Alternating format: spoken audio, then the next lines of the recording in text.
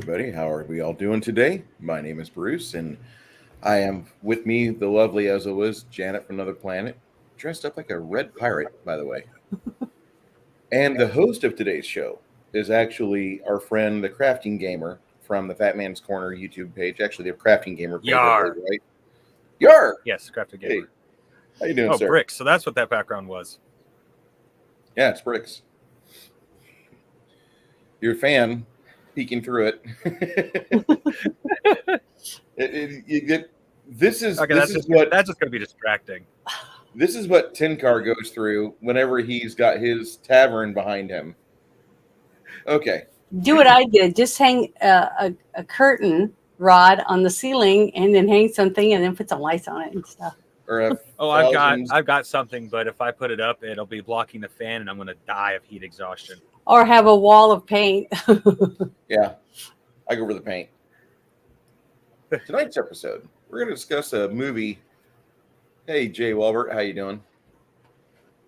We're going to discuss this great film from 1995. Mhm. And it's got a lot of history in it. I'm sure the Crafting Gamer and I are going to be jockeying to get this out to you guys. There's a lot to unpack on this movie. But we watched it last night. Me for the first time. Janet for the first time. Yar, Orange Hat Reviews popped in. Hello, sir. Hello, Mr. Walbert. How are you tonight? Shadow and Sun, Crafting Gamer, and Emperor 1G. I am waiting to be entertained, he says. So without further ado, my name is Bruce. Please welcome us. Say hello to Janet and the Crafting Gamer in the chat if you could. And hold on tight. We're going to discuss a great film. So, Crafting Gamer, why did you recommend us to watch this movie? Besides the fact that I'd never seen it before. Well, when Bruce said he hadn't seen it, I thought he was just joking and saying, "Oh, I just love this movie.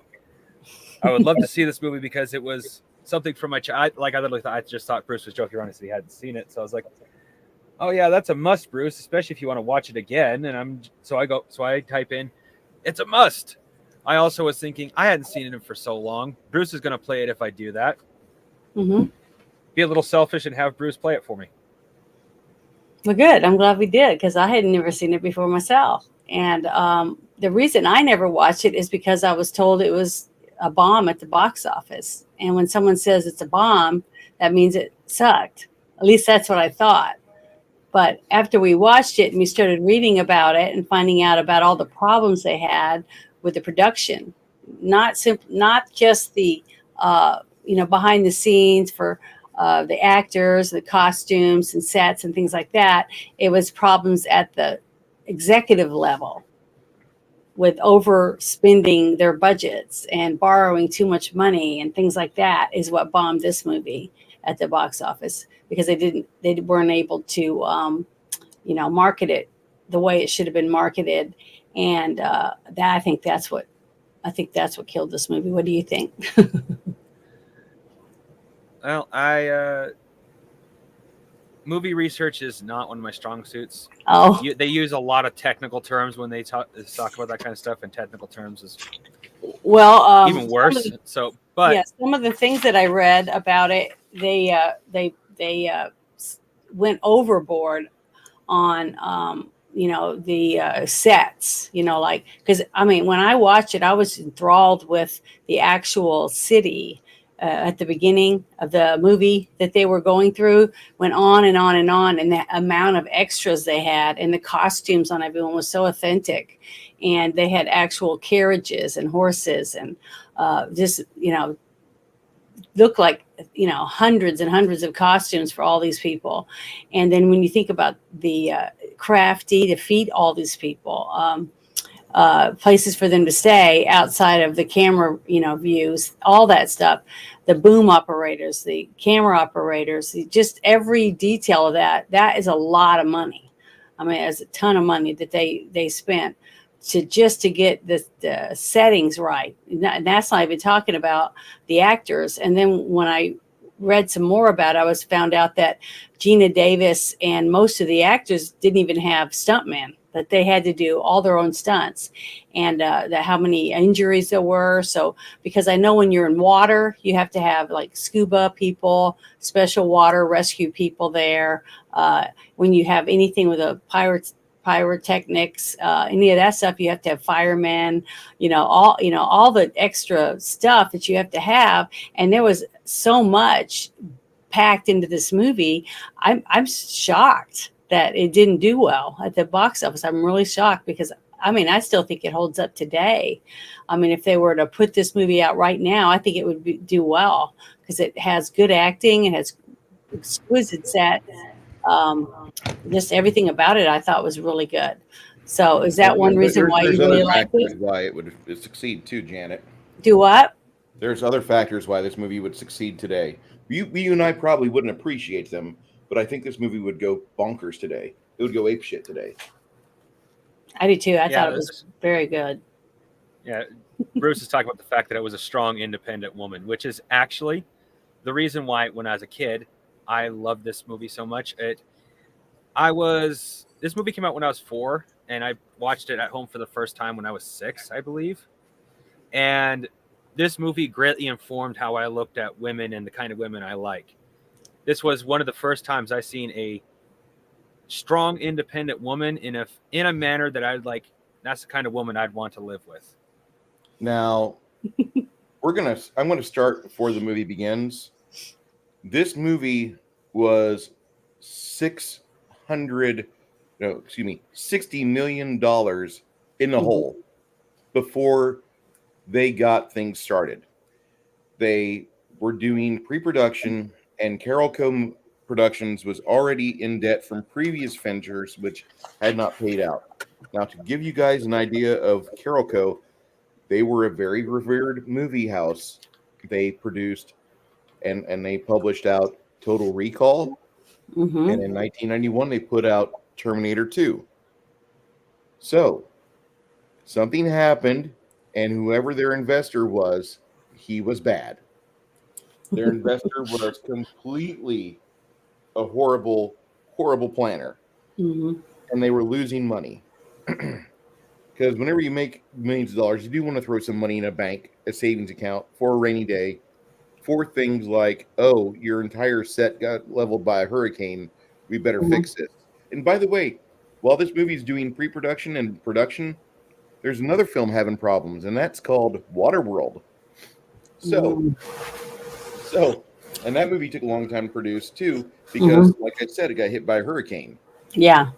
So you have all these problems starting before the movie's even in production. This reminds me so much of the failed house of Cannon Film Group. I love Cannon Film Group, but what they did was they would make a movie, they'd run out of money, they looked to a movie house that was producing money for them because they'd put a movie or two in the theaters at the time, and they'd take all that from the ticket sales and throw it in production of another movie without they were literally going hand to mouth, and they did that for about 8 years before they ran out of fund. And now here's Carol Co. doing the same thing on a more epic scale. Mm-hmm. Well, the thing is that it couldn't have been just one person. There had to be multiple people for it to be that far in debt, because it goes through levels. There's like different executive producers and regular producers, and then you have the heads of the actual production company, and you have to pay people to be doing stuff. So if the check's bouncing already, then a lot of people are going to quit, because they're not getting their money. So somebody was juggling the money enough to keep everybody working while they were losing money. You see what I mean? So it was like a tiered program or something, a pyramid type program scheme that was going on behind the scenes to keep people happy and the checks flowing while they were doing the producing, or the production part. When I say producers, I mean producers in the executive part of it. Also, then you have the production people that are actually making the movie, working day after day to make sure the actors are fed and where they're supposed to be, and that, they had everything they needed on the sets to make the movie, because that part went I mean, it worked, even though there was some injuries and, different things like that. They weren't major injuries, like, someone being shot, even though there was a lot of guns being shot and stuff, and lots of explosions on set from what I saw. Cause it was just, I was just impressed with the amount of, action that was going on just in the very first part of the movie. So, I mean, it was just impressive to me. And I really thought Gina Davis, I was amazed. The only movie I saw her in that I thought she did really good as an actress instead of funny, because Earth Girls Are Easy was a comedy. And so it was light-hearted and things like that. But when I saw her in Thelma and Louise, I thought she was really good actress. I mean, a serious actress alongside with the other characters that were in the movie. I think it was Susan Sarandon and Brad Pitt and a few others. But this movie, even though she was young, but she was able to hold her own, she seemed. The way she handled the sword, the way she fought, her athletic skills, all that different stuff. Even though she was a woman, she seemed like she could do things for herself and that it wasn't all, a stunt double or something else. So I was real impressed with it. And I thought she did a really good job, trekking through the jungle and, all the different things that they had her doing. I thought she did really good. Even climbing up the rope and stuff, you could tell it was really her climbing. Yeah, you could tell she was the chief stunt person for her. I couldn't tell if she was the one that was tumbling off the second story down the roof into the carriage. Mm-hmm. And whenever I saw her get up, I'm like, that was either a really good camera edit or I just saw primitive CG work right. Yeah. I didn't think under the least. I didn't think that they would actually force her to be a stunt person. But Rennie Harlan has $100 million movie. That's about the cost of it. Uh-huh. And he has no cost available for actual stunt people. He has a stunt coordinator. He's got to teach the actors how to do stunts. Yeah, but see, that's what I'm saying. When you were telling me more about it after we watched the movie and that she had to do her own stunts, it was even more impressive because I was like, wow, she did really good. I mean, even if she had to do it, sometimes you'd have to do it 10, 20, 30 times to get it to what the director likes. 40-year-old woman having to do it. Yeah, she did great. I thought she was excellent. And I still thought the guy in the opening scene that she's in bed with looked like Pauly Shore. I don't know who the actor was, and I looked. I couldn't find out who it was. I couldn't find out who it was either. But when he stuck the barrel of the pistol in his mouth, I'm like, what? Wait, what movie are we watching here? That wasn't the same guy. That wasn't the same guy. The guy that she was in bed with at the very beginning. Yes. And he had that hair on. He's the one that turned in the pirates in the city to the other people. Correct. He was a totally different character. You never saw him again after that scene. And I have seen many movies where they've done that, and they had an uncredited another actor that had a small cameo or whatever. And there was supposed to be another good cameo in this movie, but we were shorted that because somebody got long on alcohol consumption. Oh. This movie was filmed in Malta. Mm-hmm. Malta is where Bruce is going to go before he passes. And I'm going to go have one at Ollie's Last Stand, which is the pub for Oliver. Why am I blanking on his name? Anyway, I don't know who you're talking about. No, the guy that exposed himself to Gina Davis, he was supposed to have a small cameo. Oh, that guy, but I don't remember Oliver Reed. Yeah, okay. Oliver Reed was supposed to have a cameo in this movie, but he goes on set and he drinks like Peter O'Toole's hanging out with him. So they're up to like 4 a.m. He goes back for an hour-long nap. And then at like 7 a.m. after breakfast, he's like, how do I look? And he shows it. All of it. So he was showing her his tools. Yes, he was. He was showing her what he was working with. And I mean, the guy was not a spring chicken, mind you. He was quite old in the hat, and he had a couple rings around him. But he got booted off set after that. This is the director's wife. Whoops. Oh, she was still married to him? I thought she had just divorced the other guy. Divorced, Jeff Goldblum, and they weren't married. She'd already remarried? they were probably either freshly married or knocking boots. And I'm willing to bet both were taking, if not one, then the other. But this movie should have had Oliver Reed in it. Yeah, here's one to Arlie Reed. Cheers to you, sir, you magnificent legend. Good God, one of these days I'll read the list of alcohol he drank the night he died. It's Yeah, like I the never case saw of the the movie. I giant. saw in the chat someone said something about A Long Kiss Goodnight. I've never seen that, so All right, I can't comment on it. That's another Rennie Harlan, Gina Davis movie. Mhm. Rennie directed, Gina starred, and it's the first time I can remember Samuel L. Jackson was like on his rise. That was the first movie I remember him in. Mhm. I know he was in True Romance. I love that movie, but that's Yeah, that was a good movie. I'd never seen it either until you recommended we watch it. So it's good. okay. I'm still surprised that you'd never seen that before because that's like the '90s movie. Mm-mm. I don't know, but Ollie Reed was supposed to be in this film, and he saw himself out of a paycheck. Well, shouldn't be drinking and spending time alone with people. I feel personally attacked. But the scenery and everything from the very beginning was I was not expecting it because I wasn't expecting it to be as good as it was because I thought it was going to be a flop.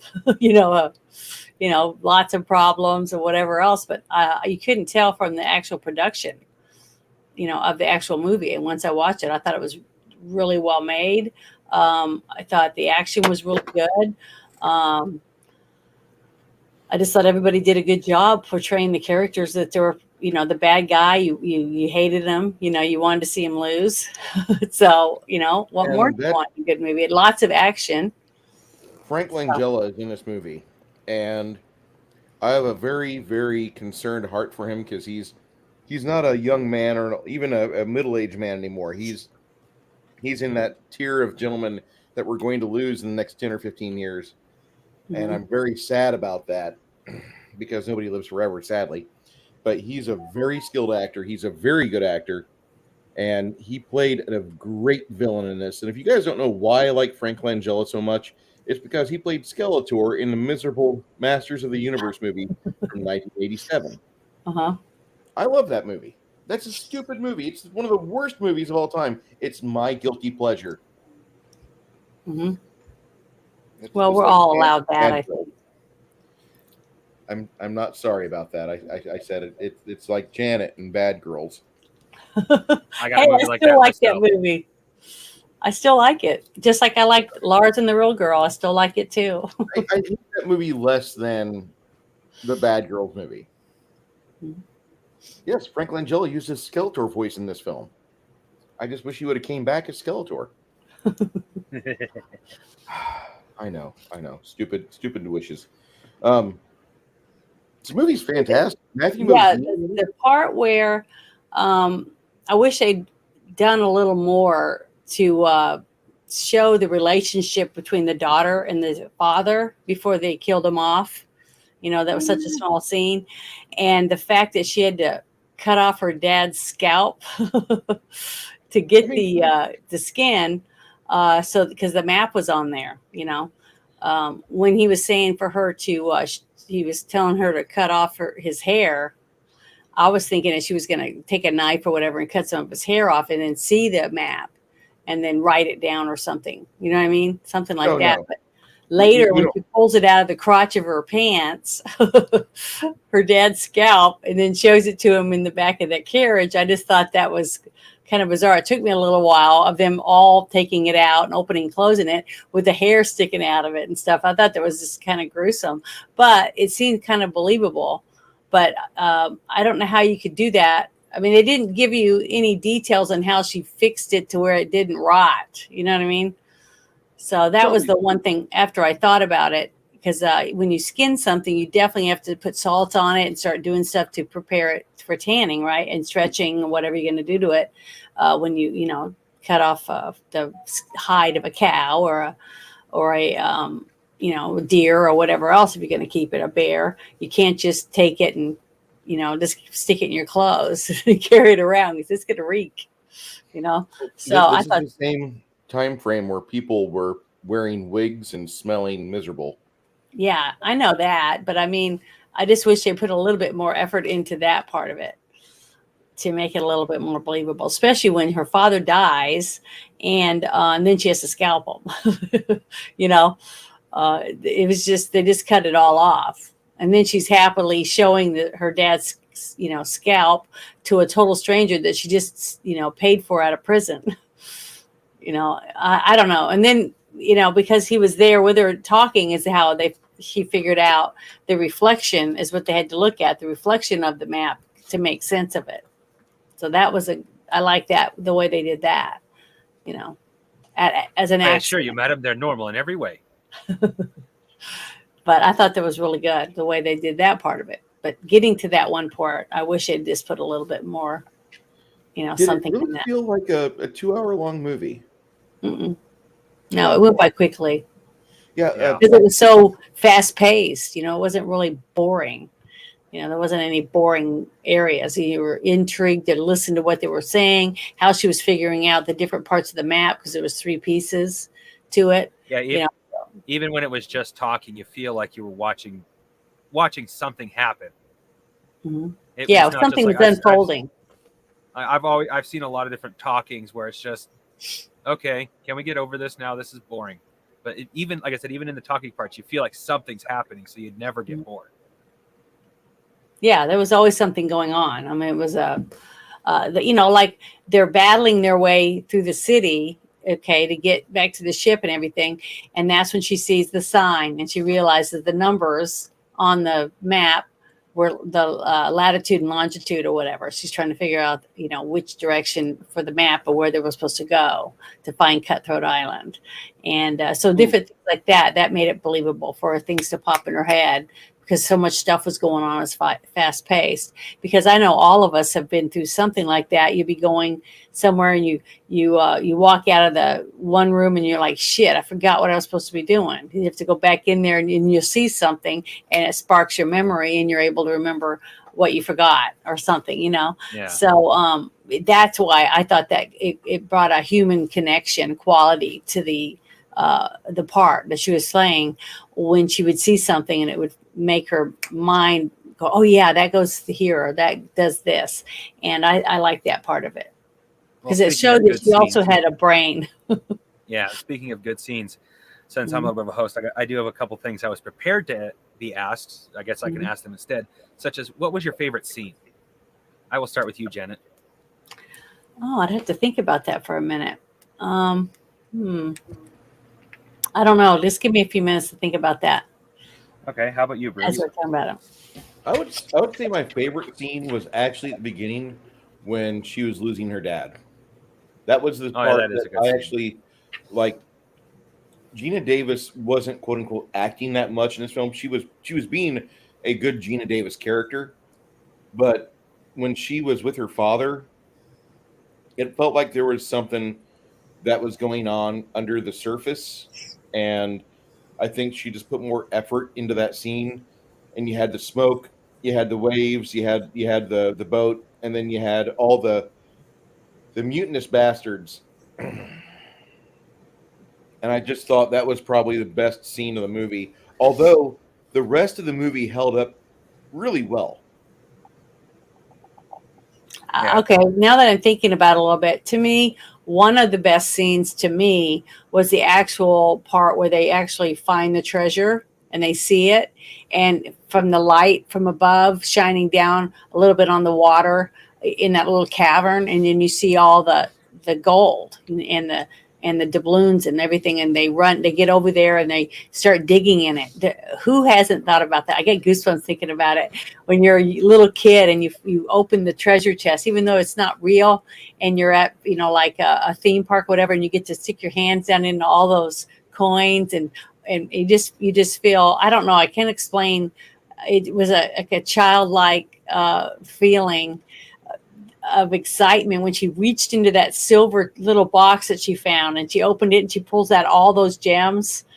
as a woman, I guess maybe that's what it was, is that all I could think of was all the beautiful jewelry she's going to get to make out of all those stones, because it was like emeralds and rubies and diamonds and pearls and stuff all mixed in there.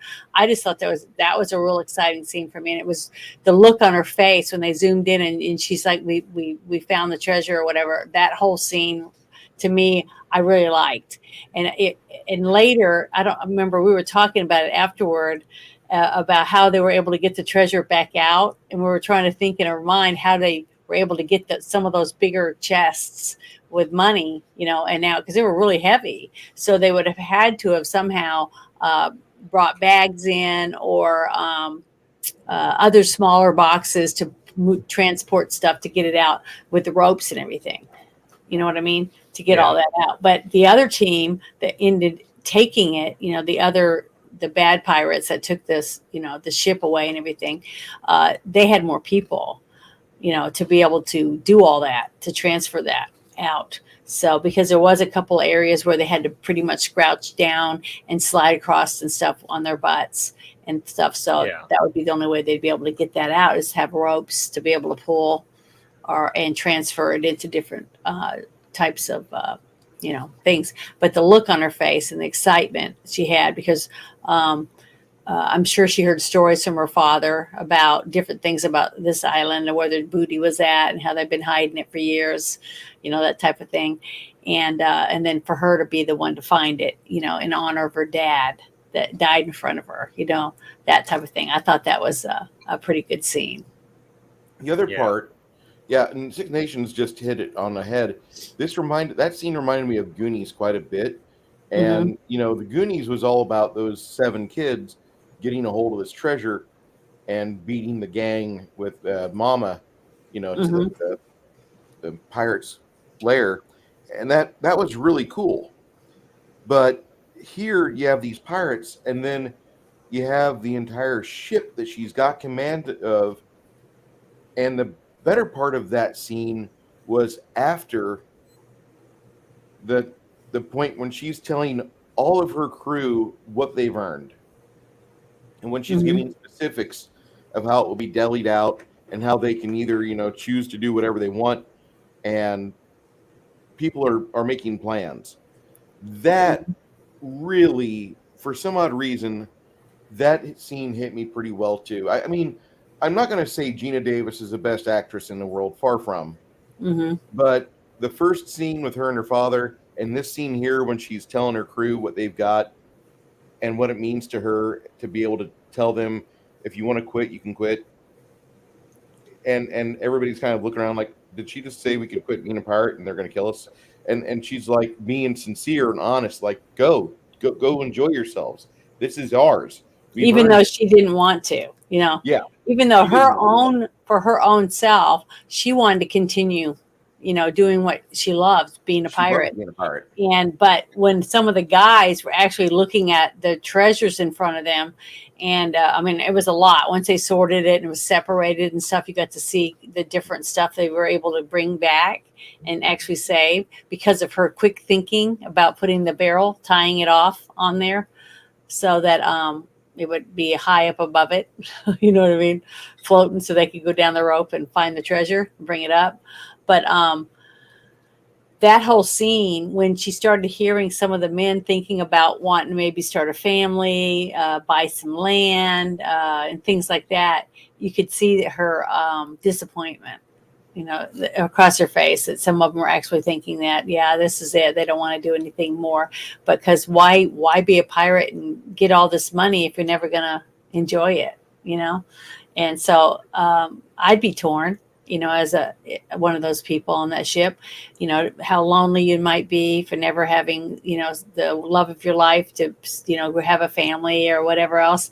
And all you have is money, in a way I would probably want to just take my share and, go live my life somewhere. So I thought that was a good scene. It was very realistic and heartwarming for the pirates to finally be able to live on the top floor. Uh-huh. Have all the waitresses on your staff. Life is good. Yeah, to do whatever it is you wanted. I mean, they've had a hard life. They've worked hard, and they've been backstabbed, by somebody they thought, they could trust, because the guy supposedly fought side by side with them, and he had sold them all up the river, 2 or 3 of them. There was like 3 or 4 characters that were doing things to ruin their chances from ever being successful. So the fact that they overcame all those bad things that happened, and then they see the booty in front of them, this piles of gold and silver and coins and jewelry and big giant crosses and everything that they'd been collecting, to be able to see that in your arm's reach, and think about the kind of life you could have now after robbing people. You see all these people with wealth, and you're able to take it from them, and they're still rich, but to be able to take something from someone else wanting to have their life, and now they have the real opportunity to do it, and how many of them really wanted to give that up? Yeah, I don't know. I just thought that was good. Sorry, but go ahead. It's okay. I'd have to say my favorite, it kind of like Bruce, it's a 2-parter. I can't really decide which one I like better, but they're back to back. One is when she walks up to the hooker and goes, "How much?" And the hooker goes, "What?" Oh, yeah, that was good. That was a good scene. And then right afterwards, when they see her in the red dress, because when you see her in the white dress, she has a aristocratic confidence about her, but you can kind of tell that's not really who she is. But when she's in the red dress, she completely protrudes, "I am woman, hear me roar." And I'm talking about, in my case, I've always been taught that means I am hot. If you don't like it, don't look at me. That's what I've always taught here. I am woman, hear me roar. And that is exactly how her attitude portrays in that dress, which I love it, because most of what they portrayed her up to that point is a tomboy. And they could, in the storyline, they could have easily made her uncomfortable in a dress. Like she kind of wasn't in the white dress. It definitely wasn't her. But like I said, in the red dress, they didn't portray as she was always uncomfortable in the dress. She was just uncomfortable in the situation. She knows what she looks like. She knows how hot she is, and she knows how to use it. But to me, she definitely didn't lose her confidence at all in any of the things that she did, in who she was. And the part where she did that in the white dress, and she had to show her undergarments, that she didn't seem to, it didn't bother her at all, that she was showing all the things that most women would never show, Yeah, exactly. and she was it didn't slow her down, like every little action she did, jumping, running, fighting, showing everything she has, her goods, and it didn't affect her confidence at all. She wasn't blushing and being like, oh, I'm not a lady or whatever, type of thing. And then also when she did bump into the prostitute in the street, she sees her walking down the street all, pretty and everything. And she's like, "How much?" And the woman kind of looks like, "What? You're a woman," or whatever. And then she just wanted her outfit and stuff so that she could pretend she was a prostitute and go up into the place and use it as a ruse to get into the place, which I thought was really smart. And the fact that, because they were saying there's no way you're going to get in, which is true, but they always looked at women as not a threat, back then. So the fact that she was able to get in and have her weapon on her leg, strapped to her leg, to get in there and to talk to the gentleman that she was wanting to speak to about the other map, and where they were going to try to go when they found got 3 maps and put them together, whether he'd want to be in on it. And the fact that he got killed after that, I thought that was kind of sad, because that was the second person that meant a lot to her in her life that died, so she lost a lot to achieve that goal for her crew, and that showed that she was a good captain, that she was sacrificing for her crew, for their benefit too, not just herself. So I thought that was really good for character arc for her. Well, that brings me up to my next question. I personally didn't feel there was any scenes that you could do without, but was there well, Janet kind of already answered. Was there any scenes that you feel should have been added or extended on? And you already said that was, I forgot what scene, but I know you said the only other thing that I would have wanted to see if we could have was how they were, the other men were getting the gold and stuff out. That would have been That was the only other thing. But Yeah, that I'd have to agree with whole you there. scene That's where the only scene. when they were going down the cliff and then they see the huge cave and they're holding onto the ropes and stuff. I mean, it looked like Gina Davis. I don't think it was. I think if we could look it up and find out, I don't think that she had a stunt double for that. I think she really was. She looked like a little monkey. They both did. The way that they were able to go up and down that rope, I just thought that was that's a lot.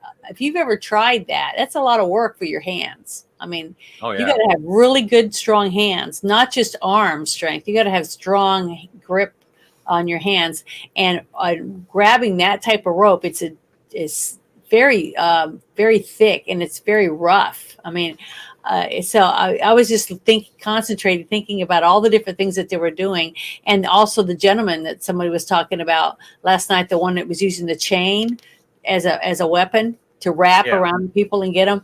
I mean, that was a really good, exciting way of fighting and combat that a lot of people don't even think about. That I'm sure a lot of people use it because doesn't Ghost Rider use his chains in that Yeah. way? That was one of the things that I remembered. But that's what popped in my head. It wasn't anything to do with swashbuckling. It was that Ghost Rider would use chains like that when he was capturing people. So that's what popped in my head. But I thought that was a really good concept, the way that they used it for that one guy's specialty was him fighting with chains, which you would think would be a really good way to fight back then, especially when other people had swords, or muskets, to use. So yeah, no, and it was me saying about the chain. It was that particular character. I didn't realize it until I watched this movie. Like I said last night, it inspired a lot about the book. But that actually that character directly inspired chain combat in my game. Otherwise, because I watched it and realized that's what I was thinking of when I thought chain combat would be cool. Was that guy? Mm-hmm. So it's this movie ended up being not just like important to me for my childhood because I love this movie, but ended up unintentionally being important for my book too, because there's a couple other scenes that I watched and it just reminds me of the way I've set up my book. I'm sorry, Bruce, we kind of skipped you. What sort of scene would you want it added or extended into this movie? For the added or extension, I would actually want to go a little further on the beginning, like what Janet said earlier. Have about a good 15 minutes with her father alive. Oh yeah, I want more of him. He's a great actor. We were kind of robbed of having some really good moments on camera. He might have outshone his daughter in this movie, but we would have had a better grasp of exactly what type of pirate trained his daughter to where her morality wouldn't flinch when she had to yank her daddy's scalp up and then grab a knife to use the reflection to read the backwards text on the map, because that was hardcore and I wasn't expecting it. I was not expecting this at all.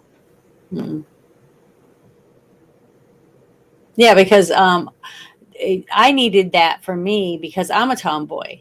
I grew up with my dad, and my dad took me to the farm with him to work at feed the animals and things like that. He showed me how he sharpened blades with his little foot pedal machine. Just things that I was able to do with my dad that my mom just was, she wasn't involved in. And that's what I could see. I wanted to see a little more of that with her dad. You know what I mean?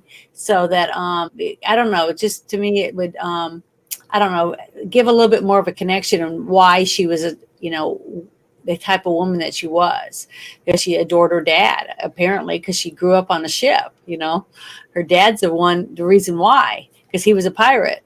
And, you didn't tell any backstory about what happened to her mother or, anything. I just would like to have had a little bit more information on that aspect, with a flashback or something.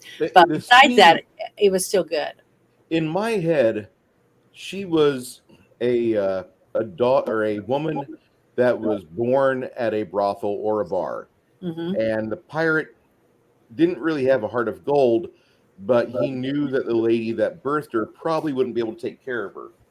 And he's like, well, I could either give her a life to where she's with me, on the high seas, or I can leave her in an orphanage and maybe I'll pick her up whenever I come back in port. Mm-hmm. You know, one of those two things happened. Either way, she got out on the open seas, and that's what we got. Mm-hmm. Yeah, and I thought she did a great job. And there was a couple other little things that kind of, I was like, that wasn't too believable to me. Was when she got shot, the way Oh she yeah, but no, reacted when nobody she got questioned that. shot, and she grabbed herself. She seemed like she was shot, and she acted like she was shot for quite a little ways during that whole scene before she got back to the ship. But then it was like all of a sudden she's not shot. It's like the editing part.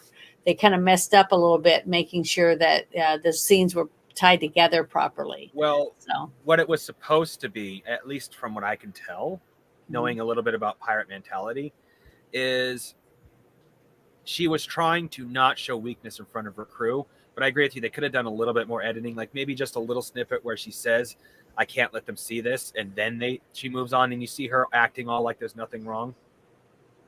That well, would it's have made a kind little of bit more hard sense. though when you're fighting. Okay, they're all fighting in that Oh, bar, you're talking about that the cabin. fighting scene. I thought you were talking Yeah. about back with Remember, the they're all fighting in there, and she gets thrown by the chain guy, gets her around the neck, and she gets slammed to the ground. Okay, and that's after she's already been shot.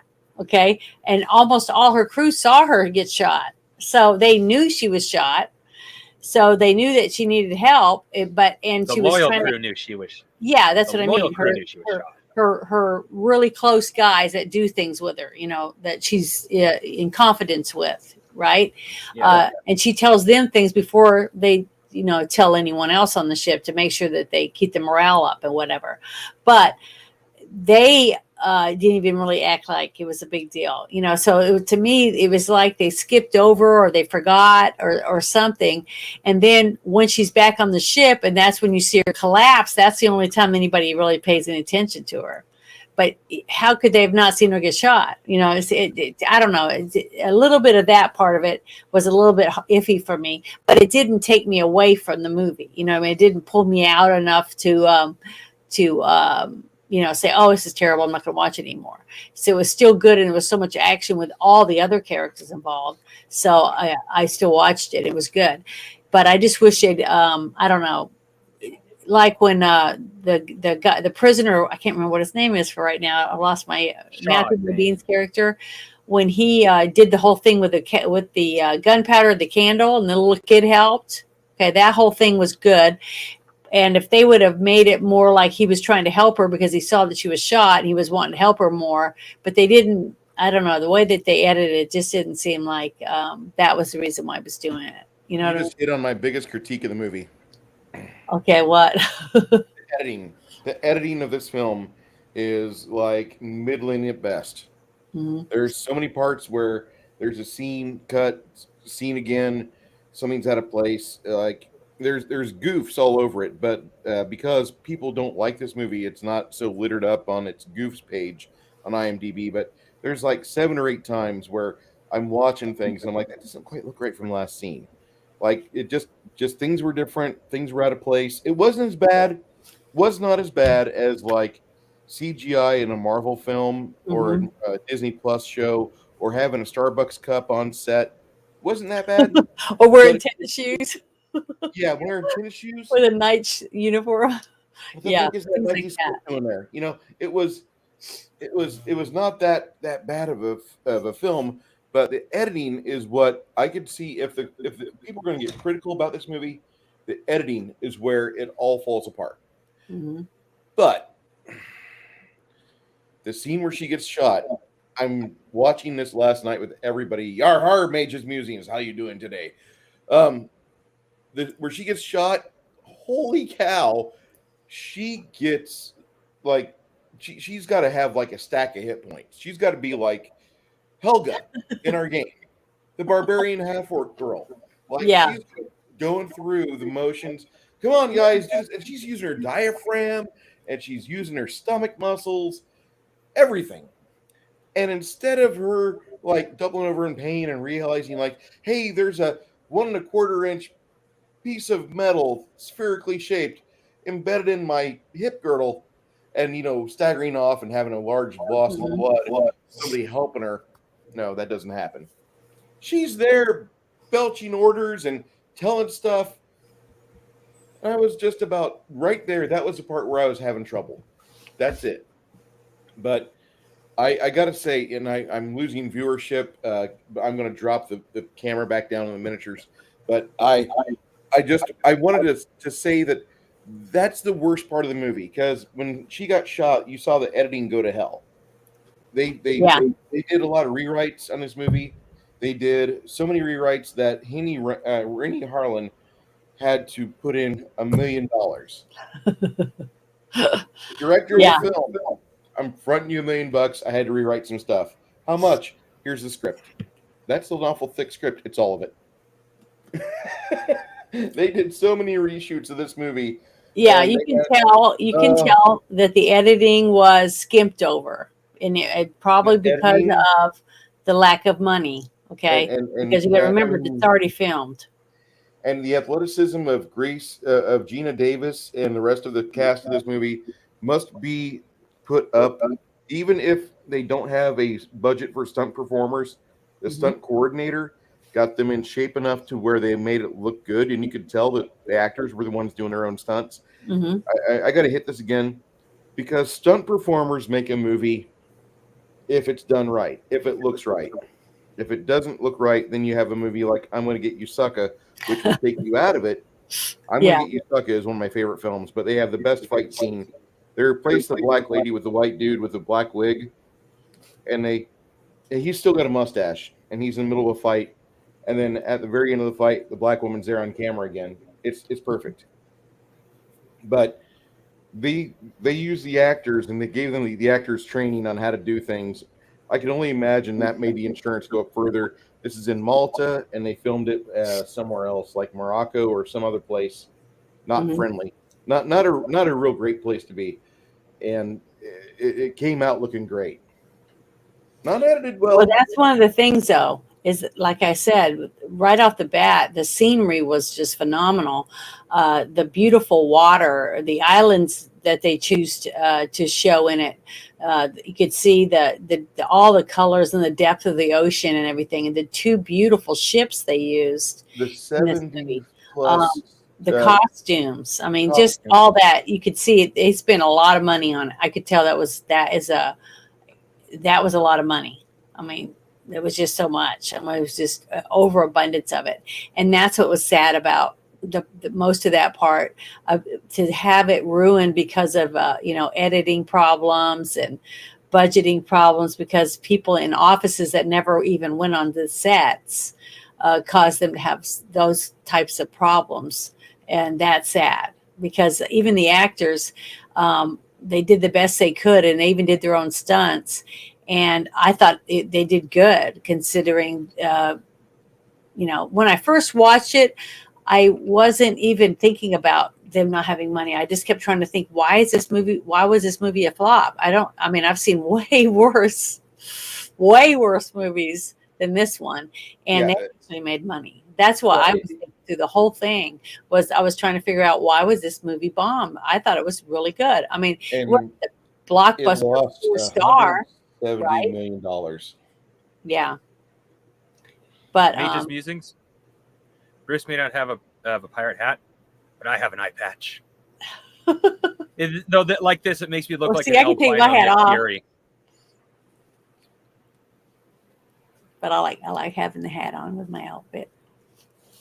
You like the hat? So. I think this movie right now holds a Guinness Book of World Records for the most money lost for a major film. It does. This holds the record. However, the year's not over, and Indiana Jones is still struggling in theaters. $400 million cost, including adverts, including marketing, including the writer's room from Star Wars Disney Plus. Okay, that's $400 million, and it's only made like $130 million. So I'm about ready to have my happy dance whenever they announce how much money it lost, because it's going to be a lot more than $170 million. Well, honestly, when you were telling me about this losing so much money, I was really shocked because I remembered in the news and stuff that Waterworld had cost a lot of money and that it was a bomb, a box office bomb. But And it wasn't so a whole when world you record told me holder. that about this one, I was like, it couldn't be. It was even a better movie than Waterworld. And I like both movies. I know some people don't like this. Rennie Harlin's not my hated director. I know some people can't stand him. Major Musings is one. First major problem with this film is that Rennie Harlin had anything to do with it. And that's his statement right there in the chat. And that's great. But Rennie Harlin is not Taika Waititi, which he is a money-making director. I just don't like him as a director. I won't watch anything of his and throw him money anymore. I'm done. Mm-hmm. I'm completely over it. But with that stated, there's a lot worse directors out there that have made far worse movies, far worse films to me than Rennie Harlin. And I mean, we're going to watch Long Kiss Goodnight here pretty soon because that's another film that I think is really good for its time, and it probably holds up really well today, especially in the era of Me Too. Why were these two films not shoved out in the theaters for a re-release? I know some people are like, what the hell are you thinking, Bruce? Well, follow me for a second. Natalie Portman's out there. We've got to have more female directors. We've got to have more female-led movies. All right, kids. In 2006, I want to say Gina Davis went out, and I'm not reading anything. Here's my hands. I'm not on the web. I'm watching my hands and watching Janet go to avatar mode. This movie is like the precursor of what we have now, but it's actually not a bad version of strong leading female. It's not Sarah Connor killing Terminators, but it sure as shit is not Brie Larson trying to look like she's standing like Arnold Schwarzenegger for the Captain Marvel film. Mm-hmm. I can tell you're not a fan of Harlan Mage's Musings. I don't know what movies he made that you can't stand. I know you didn't like this one, and I could understand where if in 95 would I have liked this a lot? Probably would have been middle of the road. But when we have the 2023 film availability, and I get to watch this, which had real stunts, had real props, had a real army of caterers out there feeding these people. Yep. I mean, you just think about the number of sandwich shops that were in business in Malta, killing chickens and ham. Uh-huh. I know it's pigs, but I just shortcut it. It's ham. They're making ham and cheese sandwiches for all these people on set. Just think of the director and him trying to get all of his head wrapped around catering for a second. And then he's like, I got to sign off on this $2 million day because we're going to have 232 people on camera because I've got to have this rich, voluptuous scene of what goes on here in Port Isabel or Port, what we're San Jacinto or wherever we're at. Mm-hmm. Oh, okay. Mage's Musings adds, I didn't love Die Hard 2. I disliked this one. Cliffhanger had a great opening sequence, but was downhill from there. Oh, and Deep Blue Sea was weak sauce. Yes, Deep Blue Sea was only elevated by one thing, and that was Samuel L. Jackson. In fact, Samuel L. Jackson, when the scriptwriter was doing the Deep Blue Sea script, he just said in the script, Samuel L. Jackson starts to scream and ramble. And he had Samuel L. Jackson in mind. Casting director saw it, and they just casted him. Yeah, and then Carol Coe was involved with a good catalog of film and TV productions. This film would not have single-handedly killed it, no matter how bad it was or how it could have been. Other forces were at hand, indeed. This movie was immediately saddled at its outset with $60 million in debt to pay off because people were cashing their chips in, telling Carol Coe to put up or shut up. Debt to pay. You're getting to be like Canon Film Group. We need you to put out some money. And so they're going out reassuring everybody this is going to fly really well over in Europe. This is going to fly really well in Europe. They love women. They love women. They love seeing a woman do stuff. And wait till you see this American actress just kicking ass. She's gonna steal box office money for you. Yeah. And the movie was like completely blown off. You had Siskel and Ebert give it a complete pass, like 2 thumbs down. You had rip this movie apart. The only part of this movie that was critically loved was the OST. The soundtrack to this movie is fantastic, and if you haven't heard it, it's available for free on YouTube and many other streaming services that you use. That's the best part of the film. The second best part of the film is just the look of it. It looks the part. It looks great. And I wish that more films would take the chance of having at least 1 or 2 big shooting days with 60 or 70 people on set. Because this movie looked like it was alive. They actually belonged where they were saying they were. It wasn't a back lot. They filmed on location. Yeah, They you had- can definitely tell that. They Especially had to me, costumes. to me, I'm going to interrupt for a second when you're talking about that, was the island scenes when they were walking through the jungle and doing things in the jungle. You could tell it wasn't. Janet, hello. The aliens have abducted her. She's Oh, no. returning home. Am I Janet, back? We see you back now. Okay, sorry. I live in the boonies. So, but what I was saying is the scenes where they're walking through the jungle and on the island, you know, the palm fronds and everything they were going through, it looked real. It didn't look like it was on a set. When we watched the movie Legend and they were in the woods and we were waiting for the unicorns to come, you could tell it wasn't real. You know what I mean? Even though it was beautiful and everything, but you could tell where they were sitting and there was perched to watch the unicorns that it wasn't real. But this, it looked authentic. When you saw them walking and going around in the jungle, not just the beach scenes, it looked like they were really on an island, a desert island. And to me, it was breathtaking. It was beautiful when they looked over the cliffs and you could see the water and the waves and everything. I just thought it was beautiful that they didn't spare any of that to me to take you away from the actual stuff. So now you can go ahead. I'm sorry. No, it just you kind of hit directly on it. When you have a movie that films on location, when you have a film with a location scout that's worth his salt, and he says, I could get us this many hotel rooms and this many extra berthings for this much money, and I've got people in the area that we could get them with generators to do catering. And if the shoots are going to be this long, we can do it definitely. We can absolutely do this. And he says, I believe in you. That's the casting director deserved an award because he did so many things right. The location scout, he deserves an award because this movie looked the part.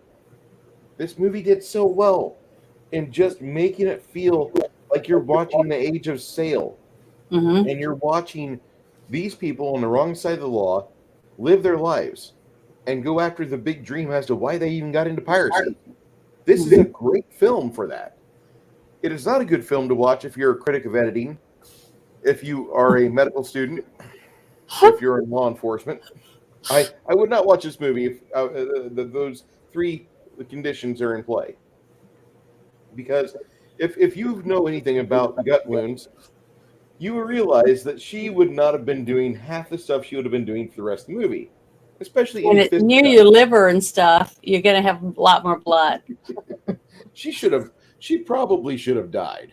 But just like I said, the only thing I could, if somebody would have said this, you know, that when he was looking at the wound, if he would have said something that, thank God she was wearing a corset or she could have bled to death or something like that, then it would have been a little more believable. Because back then, women didn't have bras. You had a corset that like held everything up. You know, it was really tight, and sometimes they even had to have 2 people, depending on what type of corset you were wearing, to string it up in the back or in the front to help you put it on. And because they didn't have bras and stuff, they had, you know, everything was held up because of what they were wearing around their body. And some of them even had real bones used in them. You know, One bones. of my favorite quotes about a corset came from Firefly, where there's a really attractive woman, some noble's daughter, and one of the other nobles says She has a team of 6 ladies to help her get into her corset every morning. But it only takes a sideways glance from a half-born noble's son to get her out. Yeah, it wouldn't take long. But most of them didn't Speaking of- even take their corset off when they were in bed together, you know? Yeah. So, Speaking yeah, of, because it was too hard. They just lifted up the skirts and took care of business. Go ahead, Speaking of- go ahead, work. Crafting Gamer. Well, speaking of clothing brings me to my next question. We'll start with Bruce, since I'm pretty sure Jen will have a long answer. No offense. What was your favorite costume? The red dress. The red dress, definitely. Although her rags or her battle dress she had in the last act of the movie, I Mhm. really thought that was pretty form over function, or pretty much function over form. And I gotta say, like, a lot of this movie has a lot of inventiveness just kind of sewn into it. And I say that because if you look at how all the costumes are, none of these look like they are. None of the costumes look like they're fake. None of these look like they are meant to just be a one-time use. It looks like everything in this film looked like it was supposed to be applied and used on a daily basis. And that was my like rousing. This is the reason why the movie, for me, it scores an easy 70%. I'm not going to give it anything more than 70% because the editing and the medical bullshit when she gets shot, that completely obliterates any 4-star possibility, and definitely no 5-star. But I'll give it a 70. I'll give it 3.5 stars. I'm just not going to give it anything more because to me it doesn't deserve it. It really was banking on what Gina Davis was doing after this film. She had an idea, and in 2006, Gina Davis started a institute for actresses and filmmakers to promote more and more women in leading roles and in more managerial and administrative roles for films and cinema and television. And she has that institute to this day. That's part of her entire agenda. She was the progenitor of Me Too, minus all the sexual bullshit that happened. Because I mean, she's been married 4 times, so I'm not going to say anything like she's a virtuous woman. She likes cake, guys. Cake. Have good cake. Get married, to Gina Davis. Yeah. You make her a good cake, she'll give you her cakes. And I mean, she's a very attractive lady. She's diminished a little bit in my eyes since I had to watch this movie. Since I've watched this movie and did research. And I mean, at one point she was married to Jeff Goldblum, which I thought was the best thing she could have ever done because I loved her in Earth Girls Are Easy. And I mean, when she was in The Fly, that's one of the most easily. Yeah, they had very good on-screen On-screen chemistry and off-screen chemistry. I can only you could imagine. definitely tell that they were attracted to each other. So that really makes a difference, I think, and it comes across in the way they look at each other, the way they touch each other. Everything about it is more believable. Yeah, when and you do her that. Like that. What was that movie that you had me watch, and it had John Belushi's brother in it, Jim Belushi, and I thought the only good. Yeah, the only good scene in that movie was when he was strapped to that wheel thing, and he was in his skivvies, and that girl, the bondage girl, was working him over. That was a really good scene. It was very believable, and it looked like he enjoyed himself in that whole scene, so it made it more believable. Some man is going to be so happy with you, Janet. You know what I mean, though. Yeah, you can tell when someone seems to have that extra. I don't know. They have something about them, a presence about them when they're in a role or doing something they enjoy. Like when you're watching a person on a documentary and they're fishing. Okay, they're doing a fishing documentary, and the guys are reeling in a great big marlin or whatever, and you can just see the excitement. Even when they're not speaking, you can just see the in their facial expressions and the way they do everything, that they're enjoying it, and you get your adrenaline gets going and you get excited too, because you're into the excitement that's going on. And that, to me, that's important. And when you have humdrum, boring characters, it makes it boring. I mean, you're ready to turn the channel or whatever else. So to me, when you have that kind of chemistry between people, it seems real, more real. So you can't help but have feelings for whatever's going on. But my favorite part of the movie, my favorite part with costumes or anything like that, would be the opening part, where they're not really in the opening, but a little bit past that, when they're at that ball, the big dance, when the one rich guy was trying to get his son or his nephew to go ask that rich daughter to dance, and he goes like, she's homely, whatever. And great. then the player that ended up being the thief, that ends up being the helping them get to the Cutthroat Island, is using his charms on this young girl to make her feel like she's the most beautiful girl in the room. And that's, like I always say, if you can find a person in your life that makes you feel like there's no one else, that you're the center of attention and you're the center of their world, for both of the male and the female, then to me, you got the perfect relationship, because you don't need anyone else. So if you were stranded on a desert island or whatever, you'd be happy still, because you have the one person that you want to spend the rest of your life with. So when you get that, in a movie, or you dream about it, because you see the characters are involved in that, it's very romantic, and I enjoy that type of stuff, especially if I feel like, you go home and you're like, oh, I wish I had someone like that, in my life.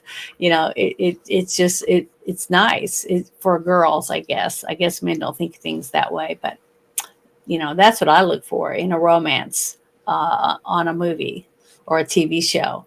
I want to, can I put myself in that and feel like I feel like they're really in love or whatever. So when someone dies or they break up, it's emotional. It should be. Or they have a baby, and they find out they're going to have a baby. You get emotional because you've grown to love those characters and their relationships, things like that.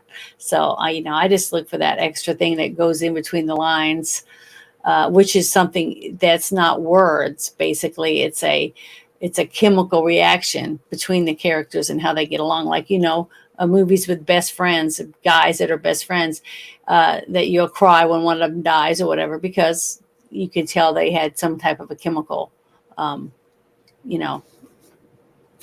attraction to each other, not dirty wise, for guys, but, they fist bump that they'd be best friends or they're brothers, but it comes across on the screen. And that's the kind of things that I look for. It makes it hard to reach a certain level for me, because I'm so picky about it. But I can help it. That to me is what I look for entertainment. Yeah. I would have to say my favorite costume is probably just one of the simplest you're going to see, which is just at the end when the guy who was told, interesting enough, the guy who was told to dance with the homely girl at the beginning, Mm-hmm. when he's as a pirate at the end, and he just simply rips the sleeves off of his uniform, and I'm a pirate. I just love that. And when she tells him to climb up to the bird's nest for 12 hours, I thought that was cute. Well, it's also a good test, because in reality, if you can sit up there for 12 hours, you are definitely worthy of being a member of that crew. And I like that for his character arc, because through the whole movie, he's been, being told he's worthless. He's no good. You're not good for anything. But guess what? The people that they were supposed to be fighting and that were supposed to be so terrible were the ones that actually treated him like he was an equal. Yeah, he had worth. And he totally understood what his position in the military too, because right when he saves that one pirate, right after he saves that one pirate, he says, "I have no future in the Navy," and he just freely admits it.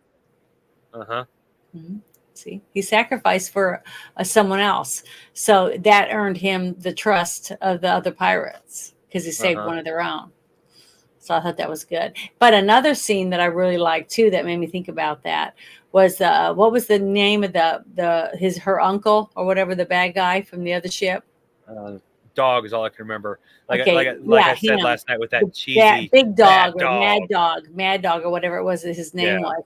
When he looked at that one pirate that gave him the information that they wanted to be able to find the island, right? When he told him, Yeah. well, it better never ever do to me what you did to her, whatever, because Yeah. he'd ruined himself now. He's never ever going to be trusted again, no matter where he went. Uh-huh. He had no trust because he had no dignity. For even a pirate has some type of trust between another pirate, because it's like I yeah. said, how do you sleep at night when you're in a room full of other pirates and not knowing whether you're going to cut your throat and take your stuff? You can't trust anybody, so you have to have some type of trust between people to be able to live on a ship for months at a time, and to know that there's not one of them's not going to be sneaking in there eating all the food or drinking all the fresh water, things like that. You have to have some type of bond that you earn, as time goes by between the pirates, to be able to fight side by side, knowing that he has your back, that type of thing. And that's what I thought, one of the reasons why I thought it was so good, because it seemed to me through the movie that that her men felt that way about her. Even though she was a woman, they respected her as a pirate, as their captain of their ship, that she was going to make the best decisions for all of them to be successful. And then at the end, her character arc gets to give them what she said she was going to do for them at the very beginning. If you guys just trust me and fight with me, we're going to get these other 2 maps and we're going to put them together and we're going to go to Cutthroat Island. We're going to be rich. And she told them that if they would work with her, that's what they would get. And at the end, she gets to do that. She gets to hand them everything they ever wanted, which was this huge mountain of treasure, because they all worked hard and they fought for it, and she was giving it to him instead of trying to stab him in the back and take it from him. So I thought that was great. I thought that was a really good ending for this movie. That's okay, Big Chuck. Hey, Big Chuck. Oh, Bruce, did you hear what my favorite costume was? You might get a kick out of this. Janet mentioned the guy that was supposed to dance with the homely girl, and it's interesting enough, him at the end, where all he does is just simply rip the sleeves off of his uniform, and he calls himself good as a pirate. I just love that outfit. Yeah, that was a good one. Basically, it was like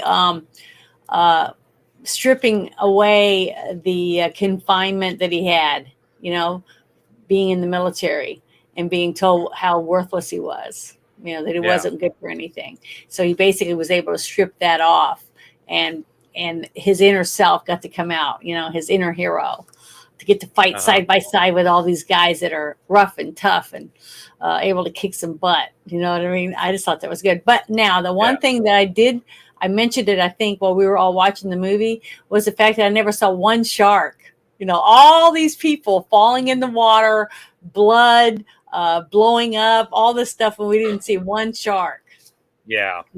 I thought, at least someone would say, "Oh my God, here comes the sharks," or something, but not one. So that was one thing I was expecting to happen that didn't. Now, I'm not saying it didn't ruin the movie, but I kept saying that. I was like, how come there's no sharks in this movie? So I don't know. That was just something I thought would happen, somewhere. Well, my next question, Janet kind of already answered this a couple times, so I'll get to Bruce first. What was your favorite set? My favorite set? Yes. Probably the actual island or port town. That just seemed to be something that like they had set up days in advance for filming, and they had everything squared away to where they knew how they were going to set things up. And so you could tell like they had all the extras properly queued up for directional flows of foot traffic. They had all the animals properly taken care of. They did everything. It was just so believable. I could wrap my hands around it, and I could actually see properly how you would want to film a movie where people didn't live. And I could tell that they were filming in town, that they had berthing or hotels just off scene, because I don't think you'd want to take 200 people via bus, via singular VW cargo van. I can't see that. So this movie was filmed, I felt really smartly, but the part of the film that blew my doors off was really the town scenes. I couldn't believe they did all of that on film, and they still got nothing from the box office. They got no respect from critics. They got nothing whatsoever. Mm-hmm. I was amazed, and maybe that's all I need to really just have my doors blown off. Because the first time I watched Firefly, Mm-hmm. ironically enough, it's a pirate show. Firefly, the first episode takes place on a area where they're going to go and grab another job from, I think, Boxer was his name, or some. He had a bowler hat, a very fine bowler hat, and you have about 40 extras milling about, dressed up as either American West or they're dressed up like early 1900s Chinese people or some mishmash. Uh-huh. And so it was crazy to see these people just milling about while all these ships are parked and guys are on 4x4s trying to get their cargo loaded up on ships. Everything looks so good. And that was the scene that really sold me on the rest of Firefly. The other episode I really liked was where they took River to the medical bay, and they borrowed Empire Medical Station to see exactly why was River so fouled up. And then her brother's like, oh my god, they made pinpoint precision incisions on her brain and cut away your empathy. That's why you're screwed up. So I guess really Firefly for me was an okay show. It was a great show. The script is amazing, but when they really flaunted their budget and had 30 to 50 people out milling about on sets, and they did things right, made it look beautiful, made it look like it was a populated town in the future, I was really blown away. Just like with this movie, when you have 200 people milling about on a port call day, holy cow! I could watch this movie again just for that. Just for the fact that I need to study that in order to make that come more alive for my players. Mm-hmm. I will have to, I could watch this movie again pretty easily. Yeah. I wish I'd saved the link of where I found it, because that was the second page of videos I was looking at. Like, oh, there is a stream of this, because everywhere else says, oh, if you want to watch this movie, you have to pay. No, dude, I don't know who you're talking to. I'm about to pirate a movie, ARG. And pirate I did. I love that film. That was great. I'll probably buy this movie on DVD because it was that fun of a movie. I thought I was really impressed by it, because I was expecting, a really, really bad movie, but I was shocked by it. You were expecting Willy's Wonderland. Well, yeah, I was expecting, because everybody said, "Oh, this movie was the biggest bomb ever at the box office." So when you hear that, you're thinking it's got to be shit acting, just a crap movie, what I said about the other one. Hold on, I gotta say this face to face, Janet. This is the worst performing movie before Indiana Jones 5, and I grinned so hard with that because I love that fact. I can't wait to see what that movie brings in on Final Tally. I can't, because this is going to be great. And if this movie was released today, if Cutthroat Island was in the theaters right now, if losing poorly against The Sound of Freedom, which is made for $14 million and is made over $100 million, woohoo! And this movie is running against anything from Disney or anything from Hasbro Corp, I could guarantee you this movie would smash its ass. Yes. It would smash so much at the film because, one, Gina Davis was bankable then. She's probably bankable now, especially with the current mindset of the modern audiences. They would go for this. This movie would sell like hotcakes. I mean, honestly, think about it. The Barbie movie is like a huge hit. It's like every cucked man in the United States and around the world is going to go see the Barbie movie. It's bullshit. I'm not. No, I said cucked I'm man. not going to see this shit. You're not cucked. That's why you're not going to go see it. But what I'm saying is it's like banging at the box office because there's so many cucked men. I mean, I'm sorry. If I met a man and he was interested and wanted to take me on a date or something, and I asked him, well, did you like the Barbie movie? And they said, hell no. Then I'll say, okay, here's my number. But if he said he would saw it, I would say, see ya. Because that would answer it for me. That is not someone I'd be interested in it. I mean, I won't even see it. I mean, and I just, because I have respect for myself. I mean, I just think it's ridiculous. I mean, just the little bit that I've gotten to see and read about it, it's terrible. But, you know, but that's the thing. That's the society that we are in now. And just think about it. All the young men right now and young women that are watching this and watching their parents or taking them to see this movie, what kind of person do you think they're going to grow up to be? They're definitely not going to be I don't know. I don't want to say anything else. I guess I don't. You're not going to get me booted off Rumble. You're not going to get me booted off Rumble. mean, I'll say that. What kind of people are we going to have? If you think about it, what kind of society are we? I mean, if you could take your kid to see this movie or go see the Barbie movie, I definitely wouldn't want to go to the Barbie movie. This movie is a movie that a real man that's going to be a real man or a real woman that could think that she could, one day maybe be a pirate, like I was, because I was a tomboy. I wanted to be, a cowgirl, go horseback riding, which I did. I was able to do that stuff, riding rodeos and things like that. But I helped my dad with his rabbit farm. We went fishing and we went hunting, and he taught me how to skin squirrel and all this stuff. Not every girl got to do that, but I'm thankful that I was raised by a dad that wanted me to be involved, because he had 5 daughters. He didn't have a son, and so I was like his substitute for that. But I'm thankful for that, and I'm thankful that now I actually like makeup, and I like dressing up, and all the foo-foo things that my sisters were really into. I was like, man, I missed out on so much, because it's a lot more fun than I thought it was. But I wouldn't change it, because I loved all the times I got to be with just one-on-one with my dad, because my sisters weren't interested in doing some of the things that I did. And I was lucky because I have a daughter that's a tomboy and a daughter that is foo-foo. So I have both. So, I'm still getting a kick out of the fact that Janet equated lack of self-respect and watching a Barbie movie. Well, I mean, I had Barbie. More often.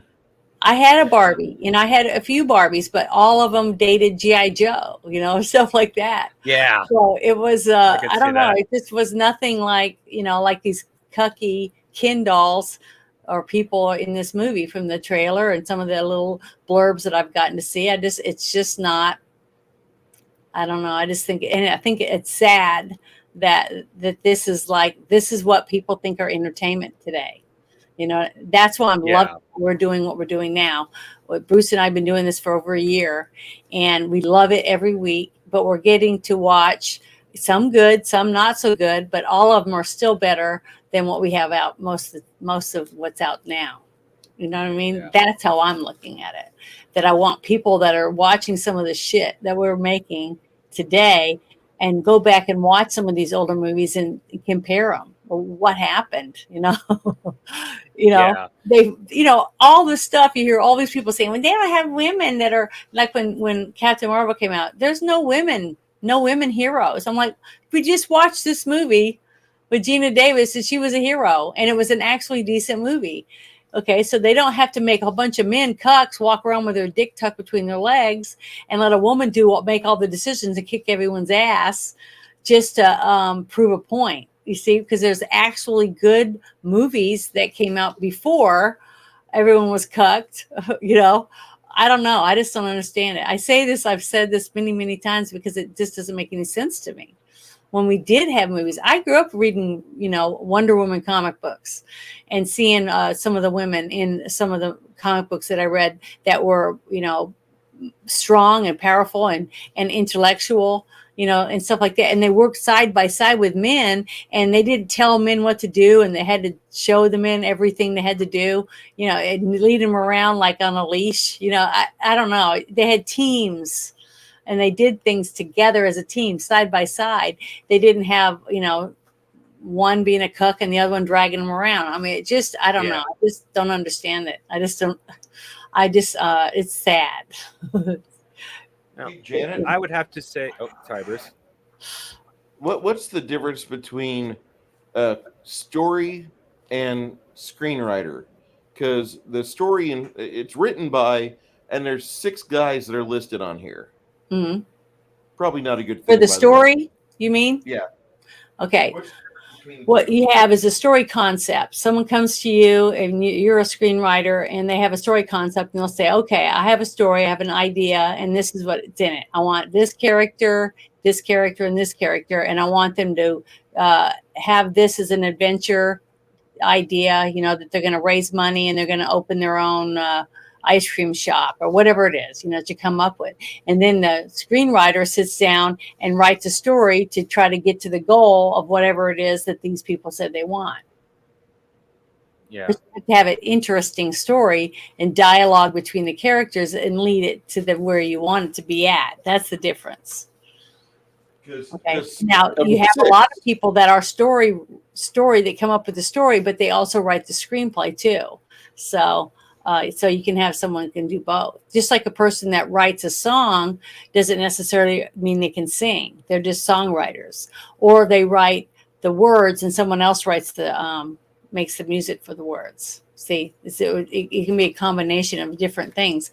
That's what makes it so exciting, is because you have a combination of people working together to come up with one thing. You see, you got all this input, and then you got people that are like-minded, but they let each person do their job, so it's successful. You know what I'm saying? That's what I'm saying. That's why when you get a huge hit at the movie theater, because like Maverick, okay, just think of that. Okay, you had the writers, you had the director, you had the actors, and they all had a vision of what they wanted to bring to the movie. So if you had the actor and they're reading the line and they're feeling the character and they like the character, then they're going to do a good job. It's not just saying, hey, here's $20 million. We want you to play this guy. And he's like, yeah, he doesn't give a shit, because he's big. He doesn't care about the part, or he's never read a comic book. He doesn't have a clue about what this comic book character is supposed to be like. He goes in and he puts his own spin on it, and it's not the character. And then there was someone else that absolutely loves the character, like maybe a character like The Witcher from a gamer point of view. And he plays a character, Geralt, and then they tell him, we don't really like him that way. We want you to change him. Well, he's like, well, then that's not the character that's in the game. You see? So people start butting heads because you don't let the people portray the character that they were supposed to be. And then it ruins it, for the people that know who the character is. If you got people that have never seen anything, or if it's a story that no one's ever read, it's not from a book, whatever, it's just something made up, and we sit our butts in the seat and we watch it at the movie theater, people are going to leave with different points of view, but they're not going to say, well, he wasn't what I was expecting because the book was this way. You see what I mean? You don't have anything. But yeah, I mean, my entire most recent event watching a movie and being disappointed with it would be the other night when I tuned in for Guardians of the Galaxy on the high seas, and I thought, I'm glad I didn't pay for this film. This is shit. Because I hated the male characters in that film. I loved watching Rocket. I loved watching his backstory. Rocket is my favorite character from the movies so far. He's a gruff little dickhead, and I apparently seem to identify pretty well with that. I think he's a good little dickhead. He's good. And now you know why he's a dickhead. Yeah, Bruce summons his spirit animal, and it's it's Rocket Raccoon. Exactly. And I loved it. I loved the parts where they were showing you his backstory. But as soon as here comes Drax the Destroyer, and what's he doing? Well, he's sure as shit not bare-chested or knifing to death any big monster in this movie. Nope, he's in a uniform looking like HR Puff and stuff has gotten a hold of him, and he's pretty much lifeless throughout the entire film. He doesn't really do a whole lot. The third act, the kids come around and they really seem to throw more money at him to act more excited to be around kids. And that really, that was kind of cool because his backstory is he lost his wife and daughter. I get it. That's fine. That's perfectly okay if you want to go that route. But I was expecting something more from Drax because Drax is still a very physical-based character. And in this movie, I did not get that at all. And I was rather, Star-Lord. he doesn't do a whole lot in this movie except get drunk at the first part of the movie, and that's like the only thing he really does physically. He doesn't do a lot of other physical things in the movie. Fucking Nebula, she looks mannish as hell in this film. Her boobs have gone away, and Mhm. she's got to build like any of our men in chat. No offense to you guys, I love you. You're great men, but Karen Gillian doesn't have your body. But yet, She was more, to me, when I saw the movie, she was more robotic looking yeah, but they than put a human this robot time. over a dude's head or over a dude's body. Hmm. And I was completely like the first movie. She looked very feminine, for her still being mostly Yeah, but she looked android. more human. She Yeah. looked more like uh, a woman. Yes, yes, And that's why I was so excited, because I wouldn't let anyone tell me about it. I was excited about getting to see it. I heard a couple rumors about the gay love kind of maybe go between Star-Lord and Drax and all that, and I was like, oh my God, I'm not going to go see it, Please don't be true.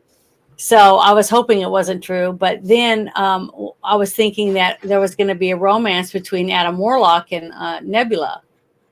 We were robbed of that too. And that's what I was believe that's hoping in for. comics, right? But yeah, that's what happens in the comic books. But he was cucked. So all the men were cucked. The only man that wasn't cucked was the guy that used to be in that Firefly movie. Yeah, Nathan Fillion's series. the only real man in this movie that's portraying a man.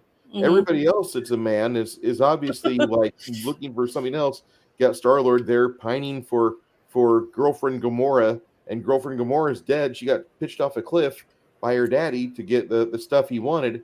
And I gotta admit, I like Thanos. I really appreciate the Infinity Stone movies, but I don't like Marvel at all anymore Mhm. for films. If this is what they're gonna do, hey, Mhm. enjoy your shitty movies. I hope nobody goes to see them, fucker. I'm completely done.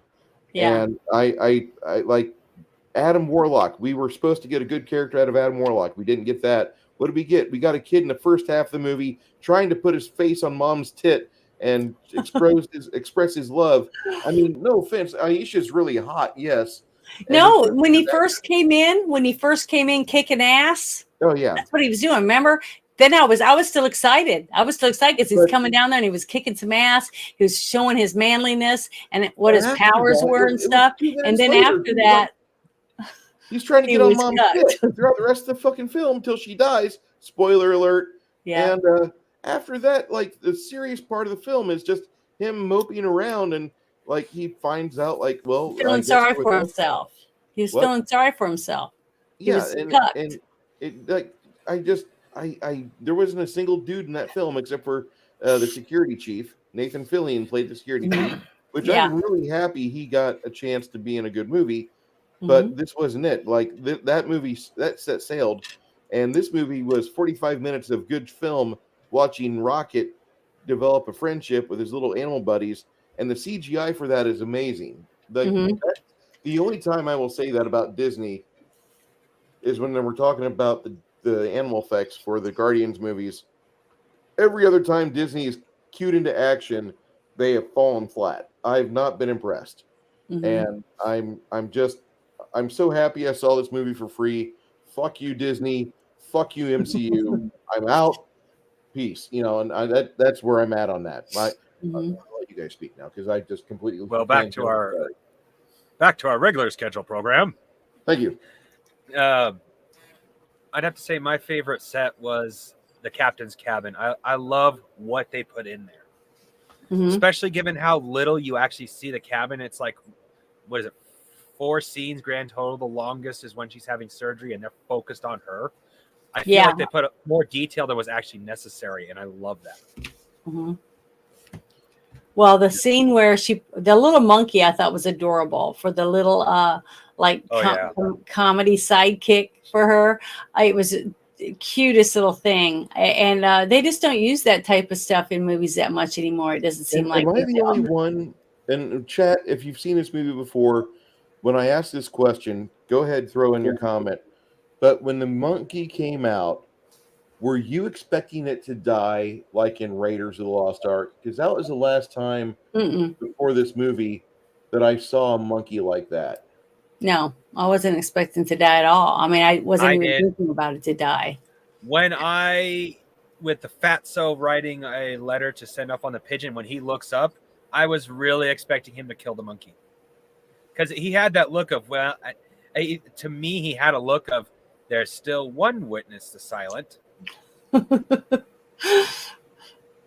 So I didn't. But I just thought the monkey was adorable, and when she gestures to him to do different things, and it would do it and look Yeah. at her like for approval and stuff. I just thought it was just really cute, and the fact that she was a woman captain and she had a monkey, and then you had other captains, you know, and you're growing up with that have a parrot, you know. Yeah, So it's I like- thought it was I- I thought it was cute. I liked it. The fact that I she actually was- believe Goodbye. this movie- Hand has made his musings. Thank you, sir.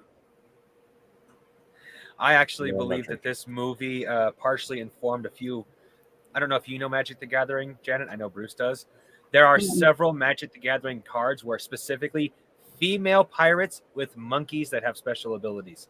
Like monkeys will enter the battlefield as a token, and there's a couple of them where the monkeys, every time they attack, they create treasure. And it says, you think about it, it sounds very familiar to what this monkey does. I've never heard of anything about that before. Well, she's not a gamer. The Saturdays Okay. we have, that is Janet's first foray into nerddom on the tabletop basis. She's not a card tapper. This is her first campaign. Yeah, I'm Well, I'm learning. I'm on the job training. Well, there's to make it simple, there's several cards where the main character is where the main creature is a female pirate human, and she will make a monkey enter the battlefield, and the monkey usually has special effects such as creating treasures for you. Oh, okay. And That's I cool. really think after re-seeing this movie that if this movie didn't inspire that particular combo, I don't know what did. Well- I could see that. I really now that I think about it, I think of all the times where I've been watching a deck game and people will pull out a female pirate and stuff happens on the card table. I remember that. This and I would bet that this movie actually inspired it, which would make a lot of sense because this movie bombed at the time and they were expecting nobody else to think of this film because this movie wasn't seen by a lot of people. Yeah, see, that was something I wanted to bring up earlier, was the fact that during the whole, you know, pandemic stuff that was going on, and they were shuttering businesses left and right, and people were saying that, you know, we're going to have a really bad time with movies because people can't film because they have the masks and the social distancing and blah blah blah, that they would take old movies and bring them to the movie theater to get, when things started cleaning back up again, to get more people to go back to the movies, right? So I figured they'd just, you know, get some old movies and start bringing them, because we had a couple of little theaters that would play, like you could rent it for your family and bring your DVDs or whatever, and you could sit in the theater and have popcorn and everything, you know, have like little parties or whatever for whatever, to try to get people back to the movies. And I thought that was a great idea, you know, to do that, to be able to go sit in nice chairs and stuff and have, you know, good snacks and have all your friends or whatever there and watch a great movie that you that you brought from home or whatever, and you know, to help make the theaters keep from going under. So, you know, I was hoping that maybe something like that, where they would bring some of these other movies from the past and start playing them, but I guess they did. Nobody did it. I'm sorry that Janet doesn't live near a big city, because Alamo Draft House, especially during COVID, they would let you rent up to 50 seats in a theater. You'd have an auditorium to yourself for like $200. And you could choose from a list of classic 4-star films. And I'm going to say a couple of them here because they're near and dear to my heart. Casablanca, King Kong, 1933. Yeah. Aliens, 1986. Big Trouble in Little China, 1986. Titanic, 1997. You had really good films that they were trying to get you to go back to the movies and take your friends and just enjoy some time at the silver screen. And you could watch whatever, you know, I mean, they had a limited selection. It was only like 70 films, but it was 70 films that you probably already had at home in your own collection, and if you didn't, you knew them by heart. Mhm. And Or that's or Go you're ahead. like me, and there was a lot of movies that I'm surprised still how many movies I haven't seen. When someone brings it up and they're talking about how much they really liked it, I'm like, I don't remember that movie. I don't think I've ever seen it. Yeah, So I'm always surprising myself of how many movies I didn't see, because I thought, I was one of those people that almost went to the movies almost every weekend. So, that's funny because I think most of the films I've introduced you to literally have been introducing you to. hmm You are not familiar. I mean, granted, two genre types of movies, and you do like horror films. That's great. But whenever I introduced you to Midnight Meat Train, I was really thinking you'd already seen it.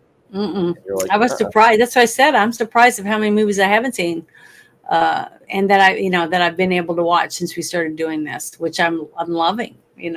I look forward to it every Monday night, getting to do this, and Sunday watching the movie. It's I'm, fun. It's something to look forward to every week, and I enjoy that a lot. I'm Yeah. I'm enjoying the heck out of it. I mean, I get a chance to watch movies that I like, and I've got a chance to watch films I've never heard of before. Like, no offense, but I would have, without you, I would have never seen the movie Lars and the Real Girl. hmm I would I have, would never have seen this if it hadn't been for the Crafting Gamer yeah. bringing it up, because even though I like Gina Davis and I've seen lots of her movies, I was surprised if this is a movie that I didn't see simply because somebody said, it bombed. Well, So, I can understand why it bombed. I can, and that's the reason. I mean, if you guys want to give your ratings in chat, go ahead and mhm, discuss ratings in chat, just whatever you want to do, like thumbs up or percentage score or letter grade. I don't care. But if mhm. you've seen this movie before and you want to talk about it, throw it in there. And this is why I wish Mage's Musings would have stuck around for just a little longer.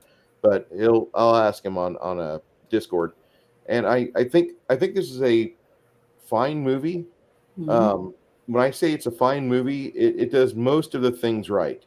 It doesn't hit every note, and movies don't have to. Mm-mm. This movie, unfortunately, has a lot of baggage on it, and we've already talked about that. But Mhm.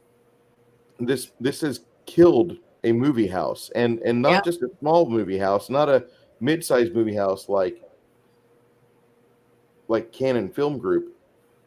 No, this killed one of the giants at the time, and they are to blame because they put a $60 million noose around its neck, Right off the and bat. it really hurt. It really hurt this film.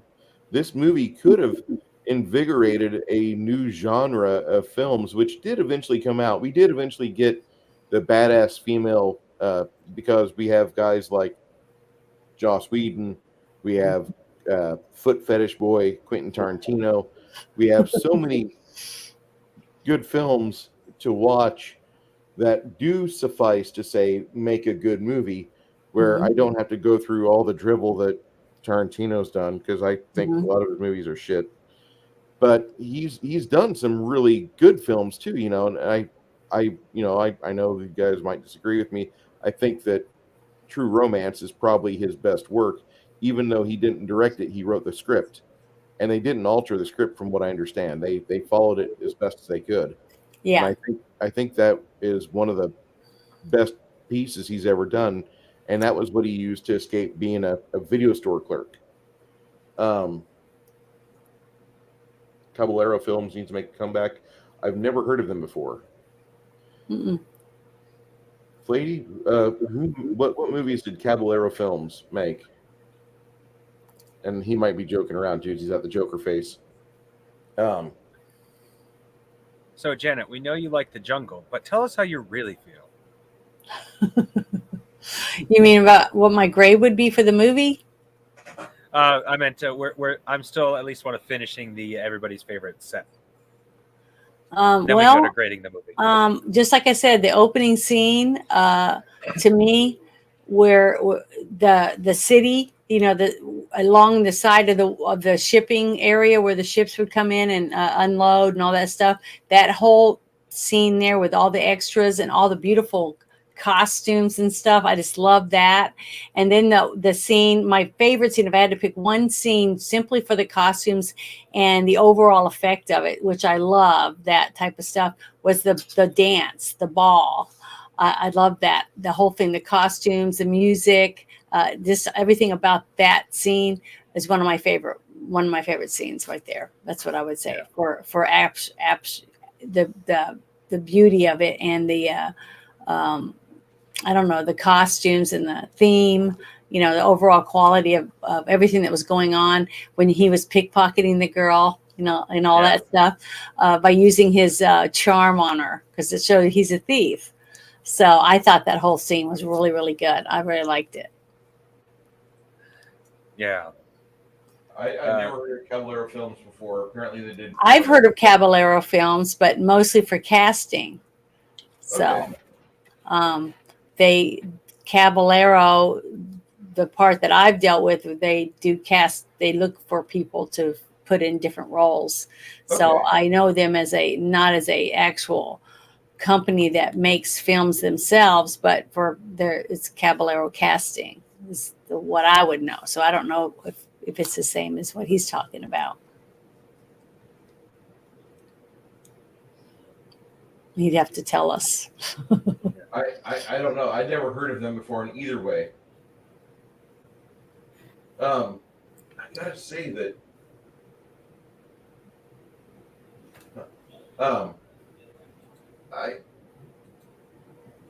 hold on. I can't hardly hear you, so.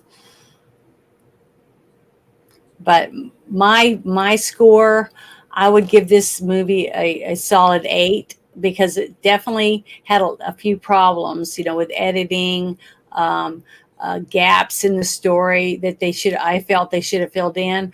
But just for entertainment value itself, because it wasn't boring, it was very entertaining, I would give it a solid 8 for at least out of a 10. So yeah, my point of view. Sorry. Well, Before I give my rating, I'll go ahead, Crafting Gamer. Okay. So, as a kid, I'd have given this film a 10 because I just loved it so much. But as an adult, I'm now with Janet. It's an 8. It's still a really good film, but there are a few things that are wrong with it. Yeah, but see, as a child, that's what I was saying about it.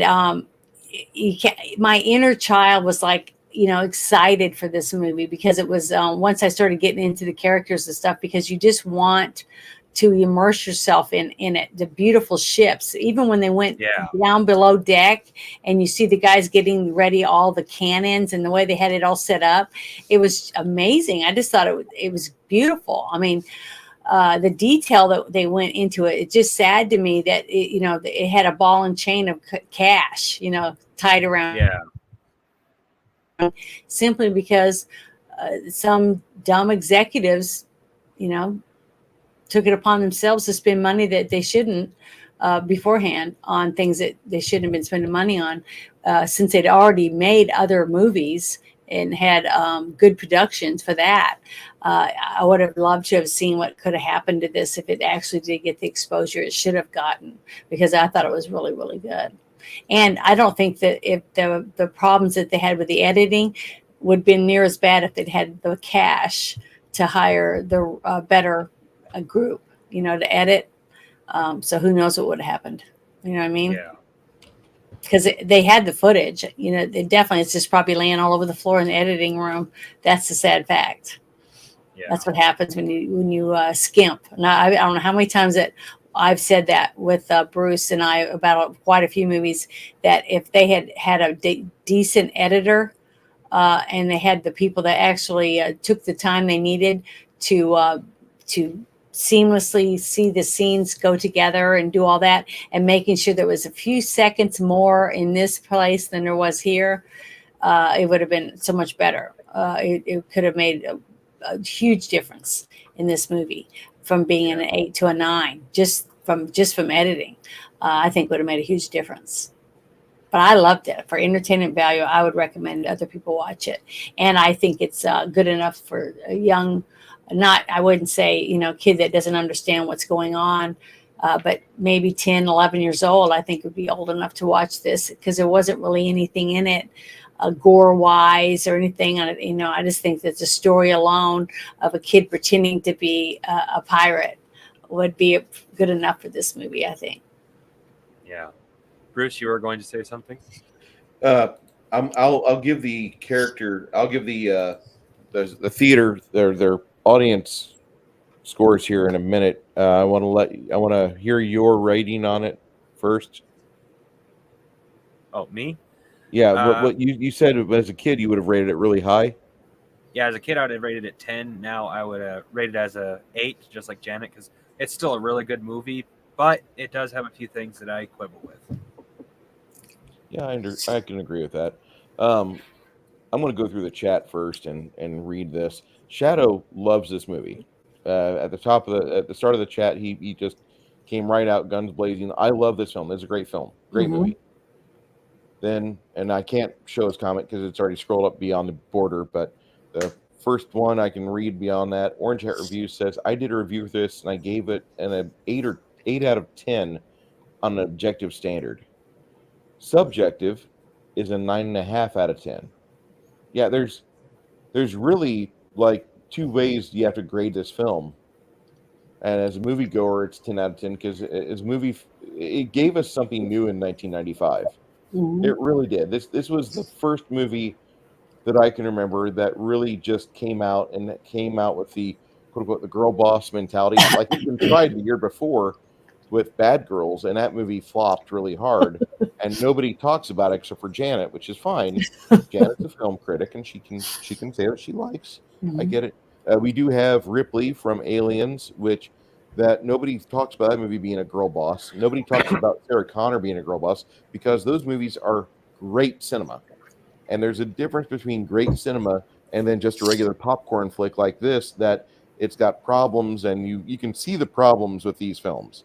With Aliens and Terminator, if I ever do reviews on those, they're going to be really high, maybe a point or two away from Big Trouble in Little China, but they're not going to exceed Big Trouble in Little China. That movie's my favorite film of all time. Sorry. If I could why would you be sorry because you love something? I mean, I say if it sorry entertains because you, no. It doesn't matter. I say sorry so I can take somebody's knees out from underneath them as they're like, oh, well, Big Trouble in Little China didn't get anything but $3 million for the advertisements, and Universal didn't know how to put the movie together for the advertisements, so they really fucking dropped a ball. Man. Well, shut up, asshole, because the movie is 30 years old now, plus, and it actually works as a film, even though the main character is a sidekick, and the film is great. So for me, that's a 98 out of 100, but that's the highest movie I'll ever rate. I haven't found a more perfect film yet. And Aliens and Terminator 2 are both sequels, which means that they eclipsed their original films. In my opinion, they both did great. The original Terminator and Aliens are great movies, probably about an 89 each, but those are like in 93, 94 territory. And that's just how I grade, and I'm pretty critical about things. But as this movie here, like as a moviegoer, they would have enjoyed it. Orange Hat Reviews, he liked it. And that's great, because when I watched this movie for the first time yesterday, I thought this movie would be a hit today.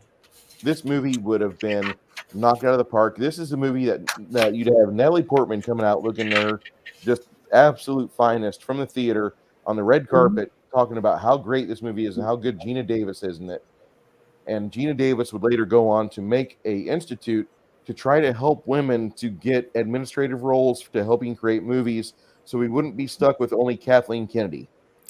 And that's my hope and prayer. I know that probably is not exactly what happened, but I don't want Kathleen Kennedy anywhere near fucking Filmhouse. I'm stuck with it, but I'm not like a man I admire, Doomcock. I'm not like him. Every 30 minutes he's releasing, I have a new video discussing the exclusive firing of Kathleen Kennedy. Well, he's obsessed with her. Okay. What? I think he's obsessed with her because he makes so many videos about her.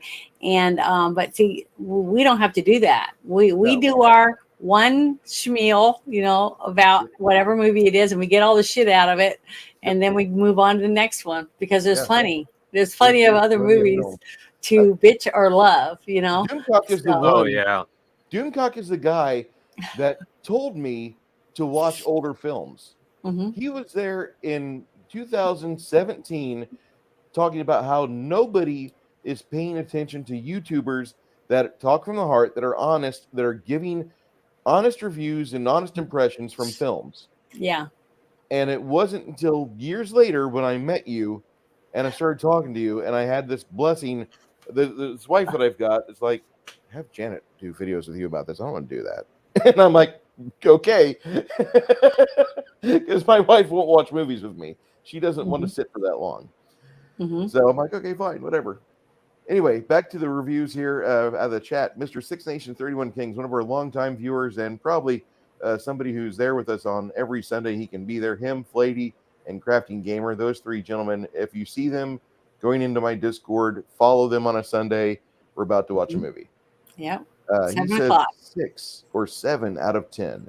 This Mhm. isn't the Buccaneer or Treasure Island, etc., but it was a fun action flick. It was a Friday night movie, dollar night rental wouldn't upset, worth seeing with friends and family. Mhm. It's honest, Definitely. Yeah, I think it was worth it. I mean, it's definitely a entertainment. Yeah. I mean, And Treasure Island was so good. When I was a kid, that was a great show. mhm. He talks about Captain Blood, the Black Swan. There's too many swashbucklers I grew up watching as a kid. Thank God we have an awesome back catalog to choose from. Yes. And anybody that's out there that wants to do what we're doing, where we're just talking about older films, get yourself a mic, get yourself a crappy camera. A potato cam is how geeks and gamers built their empire. Okay. You can do the same thing. Nobody's going to stop you. All you've got to do is just let us know, and people will start watching you. And Yeah, Orange Hat Reviews. That's what he does. example, Mhm. he's a hell of a creator. Yeah, my meds are wearing off. Sorry. Run Lola Run was another. Yeah, that was a good movie. He just discussed Big Trouble in Little China last Thursday. Yeah, that's my favorite film of all time. It's the best movie I've ever seen. I still get chills watching the fights in that movie. I think Jaws 2 is better than the original. Ooh, Flady, hot take. The Wilk Breaker says, hello, Wall. It's based on strict entertainment level, no deconstruction. Well, we deconstructed a little bit. I go hard in the paint on that, and I like to look at things from an eye because I play with miniatures way too much. I mean, I know that your shtick is your shtick, and I really like your reviews. Mine, I want to look at sets. I want to look at props. I want to look at what they did to create things.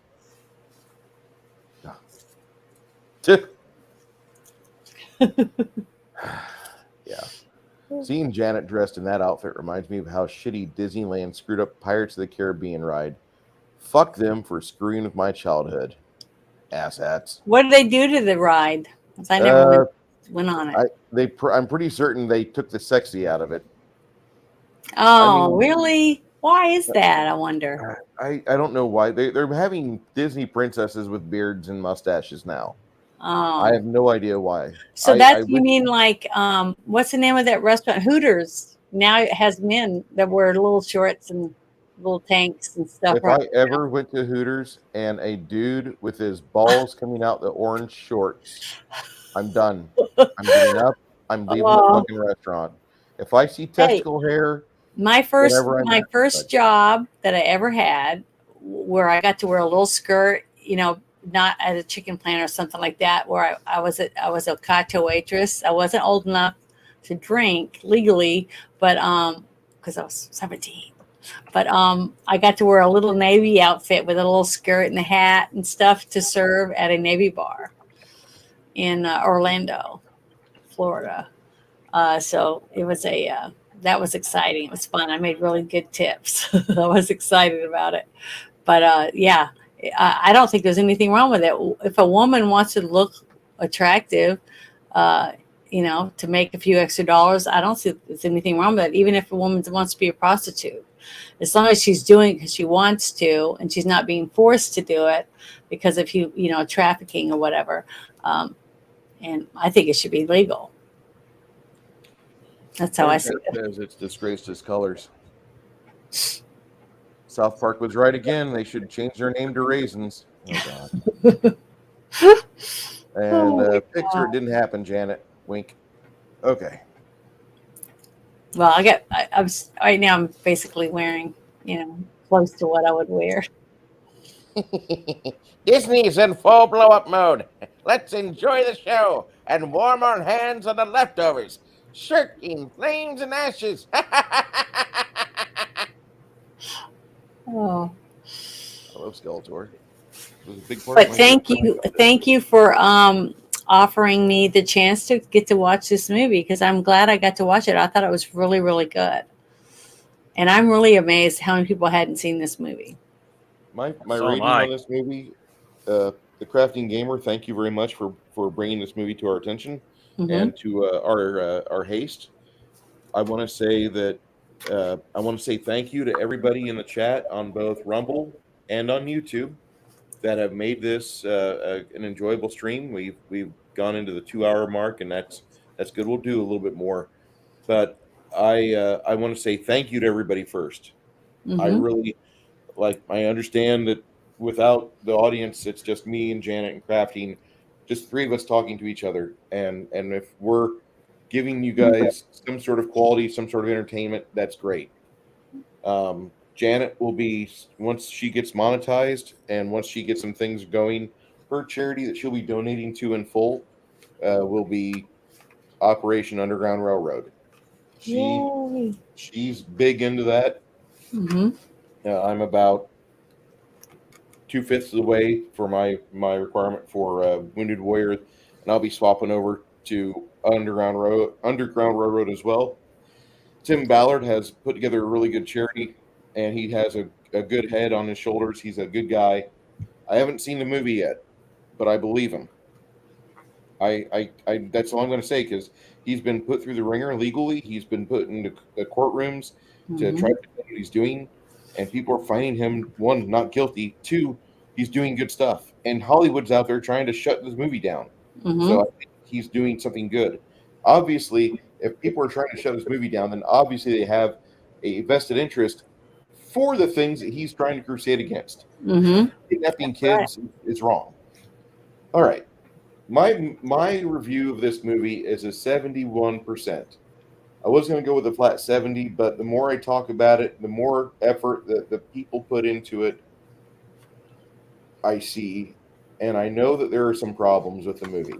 Hmm. It's not a 80%, a 4-star out of 5-star movie for me is probably going to be more like Death Wish 3 or Invasion USA Hmm. or the first Braddock, the first Missing in Action. Those movies are 4 out of 5. And I know that sounds really weird because those are Canon Film Group movies and Chuck Norris and Charles Bronson movies. Hmm. But those films were Eagles Dare, the Clint Eastwood film with Richard Burton we saw last year. Those are like at 80%. This Hmm. movie had problems in editing. This movie had real issues with rewrites and with overruns. Hmm. When the director Yeah. himself has to pay the banker and the production house $1 million because of a rewrite on script, Yeah. you've got problems. With that being said, they put forth the best they could. They were given this huge millstone around their neck at the start of the film, and they couldn't get away from that.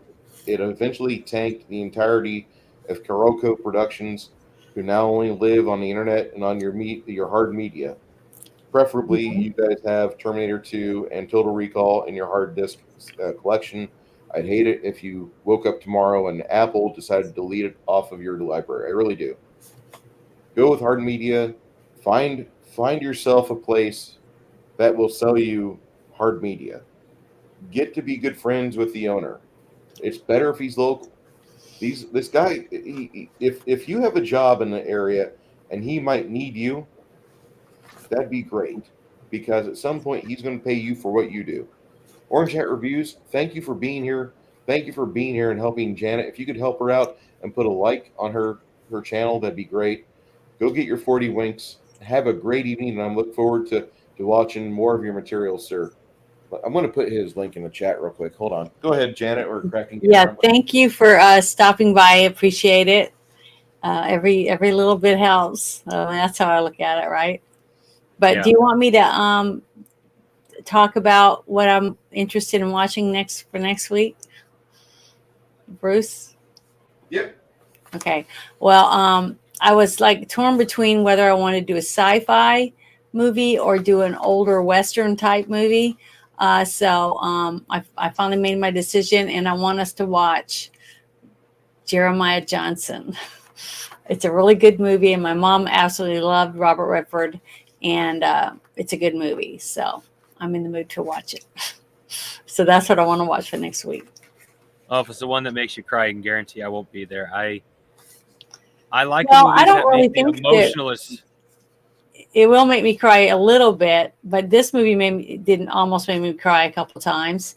Well, With the it's monkey. I'm But Rob Roy, I'm definitely, not- I cried yeah. a lot. I'm not so manly to not admit I cry easily, and in my case it disrupts my emotional balance to the point it's best that if I can avoid it, I should. But it's a good movie. It's Oh, I don't doubt you. It's just I got to be careful. Yeah, that's okay. Just go watch the trailer for it, and if you think you might want to watch it, then you can join us on Sunday. Okay. Be fun. And I'm inviting everybody that's here and anyone else that's watching this later on.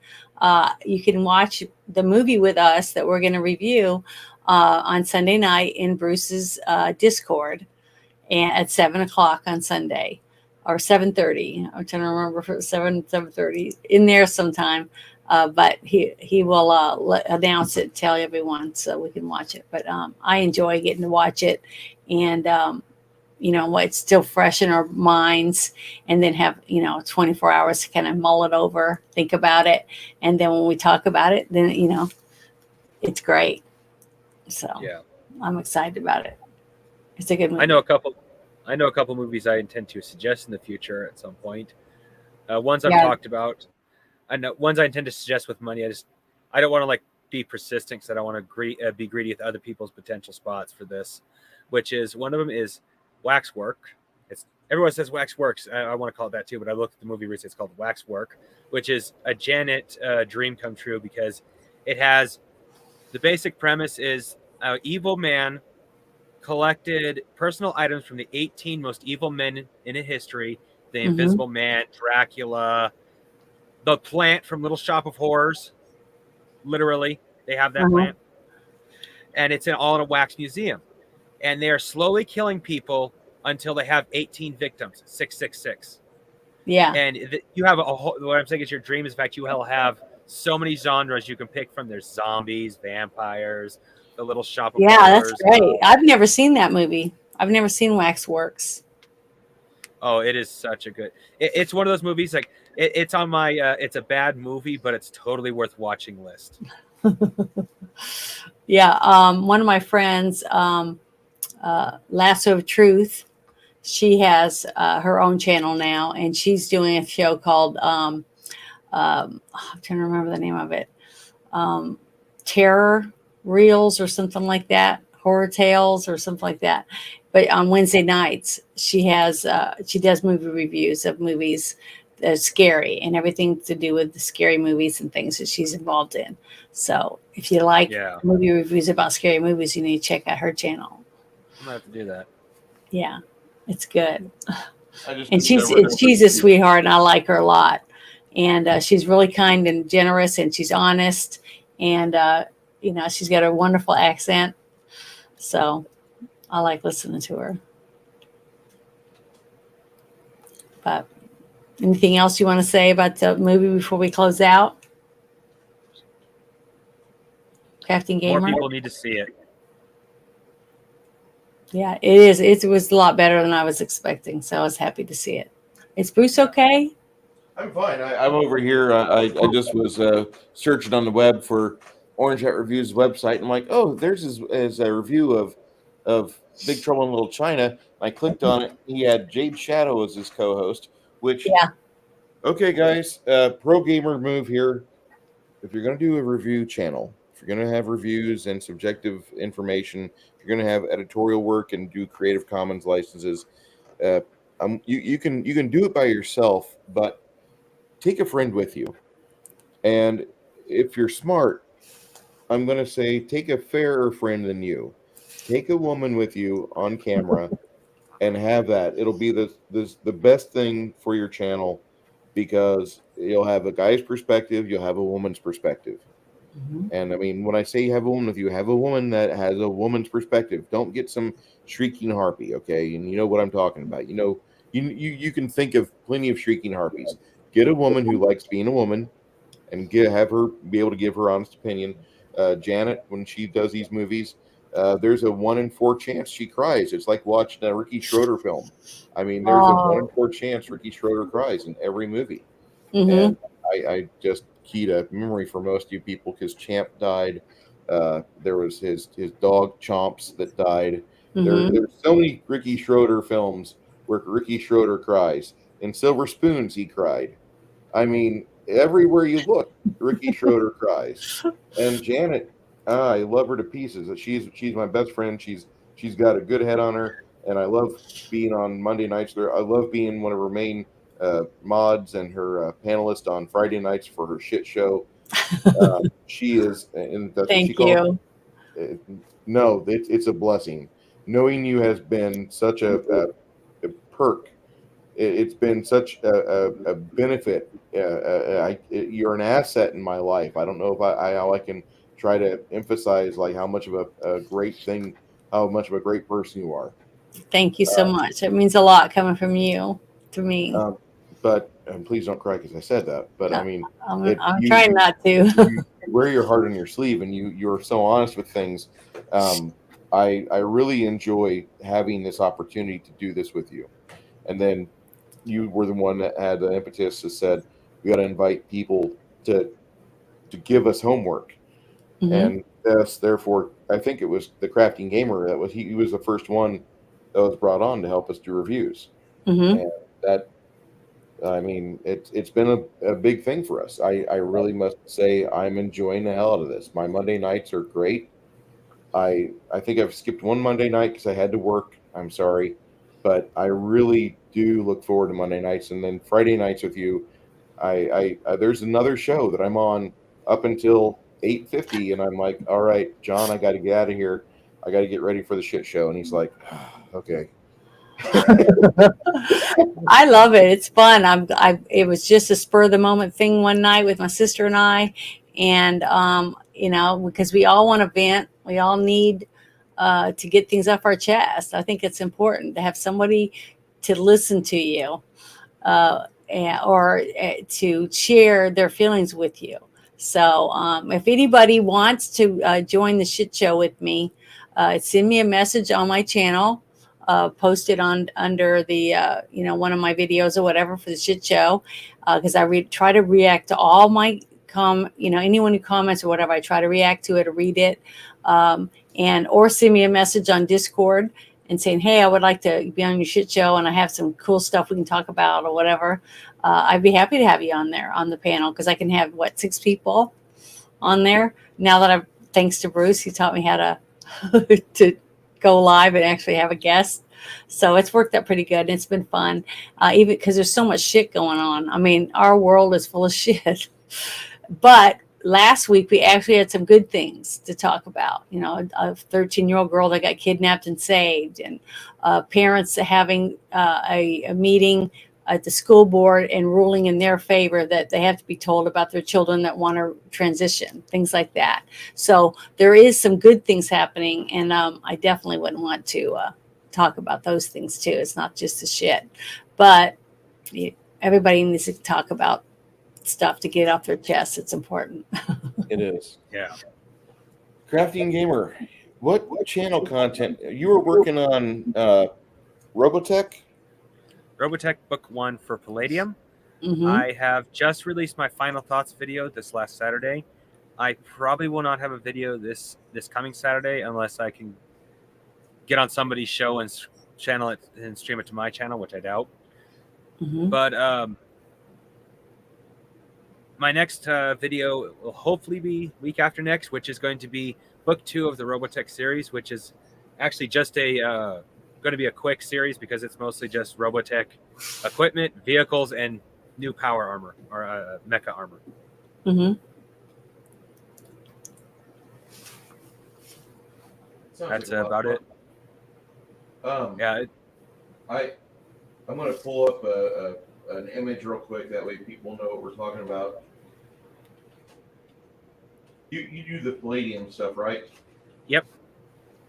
I have had requests to go a little bit outside Palladium. Someone wants me to do BattleTech. I think that's the one that Maxio was talking about it, and then someone asked me about my Robotech, and then they're like, "Oh, well, do you do BattleTech?" Is what I believe you said, and I'm like, "Well, not yet, but it does interest me."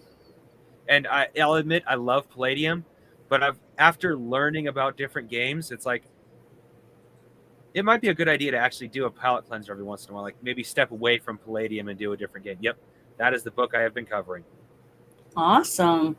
This is a old classic RPG from a company that I'm pretty familiar with. The head of them used to work out of the office for Judges Guild in Decatur, Illinois. Then he went off and he turned his own role-playing game that he was building at his kitchen table into a Palladium book, and he made a bunch of stuff. He did a fantasy RPG. He's got a kitchen sink sci-fi RPG. He's got a lot of stuff that he does, and I'm really proud of him. He's got good success. He does make a good product. They don't understand what an index is, and that's the problem with Palladium.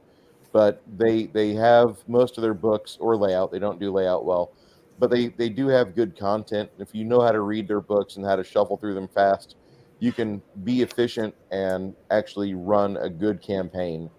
If you don't know the books, you're just digging for hours and the game comes to a complete halt. But it's a lot of fun. I put Janet's information in the Discord, and Crafting Gamer, let me pull up your YouTube here in just a second. But I do want you to get some growth on this. This is the reason why we do this is to help shout out and help promote friends of ours. Yeah, I could really use the help lately. After I did my first real live stream, and apparently YouTube didn't like the fact that I know for a fact I cussed at least once. Right after that, my account started slowing down on how many people were subscribing. It's like, well, now I know exactly what people talk about shadow banning. Mm-hmm. Because I was steadily growing up till that stream, and then instantly done. I've gotten one person in the last 2 months because of it. Lady One, who's going to be on Max? Yeah, Kevin Sambata and the new CEO of the company, or the future CEO, will be on this coming weekend on Sunday. Triple M says the good old RPG time. How to see this? I'm one of the Germans who went to England frequently in order to get some RPGs. We only had genuine system, and that one was Dark Eye. Yeah, I remember Dark Eye. That was the one my German friends, all my Kraut friends loved Dark Eye. That was what they had in the early 80s, early to mid 80s.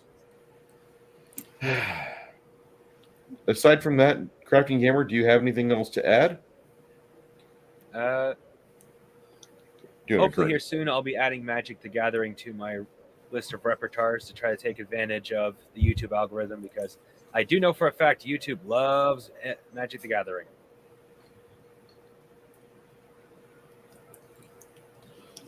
I get that.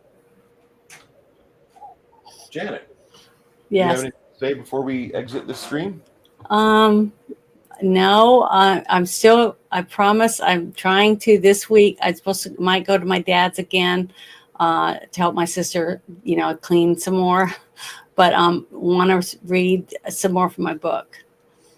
Trying to go to the next, because I try to read like 3 or 4 pages. It's just small, little bite-sized pieces of it. But I haven't done it in like over 2 months. So I really need to. It's been so busy. Summers just adds more stuff for some reason to our lives. But besides that, I'm just going to be doing the the shit show on Friday. And it seems like right now there's going to probably be some good shit happening this week that we'll be talking about for Friday. I'm thinking so. So There's not some looking forward bank to it, news. There's bank news popping up hmm on the dark web. I don't know if it's popping up on mainstream media, it will. but it's popping up, and banks are. What I'm talking about is that banks are shutting people's accounts down, denying them access to their money, and Mhm. it's kind of interesting to see this.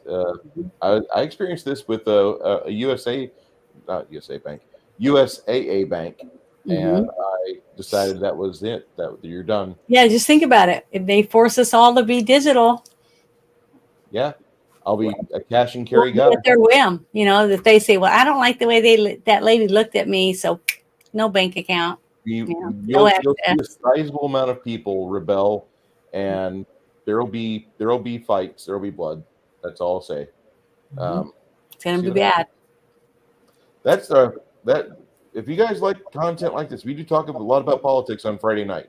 Yeah. Come on over to Janet's Discord. It's up there at the And you 9. can also send us some things. If you see something that pops up that nobody's talking about that you think that might be a good thing for us to talk about, put it on our Discord so that we can read it, look at it, and be able to bring it on the show. If it's not, too over the top. Well, I do know something that would definitely fall in the category of that, which is how good 3D printers are getting and some of the crazy things you can print, such as actually usable guns, even if it's only one use. There used to be several jokes about it or little TV skits, but now it's real. Yeah, I know. A lot of things are real that people say, that's a conspiracy theory. And it's not anymore. It's real. So, It is.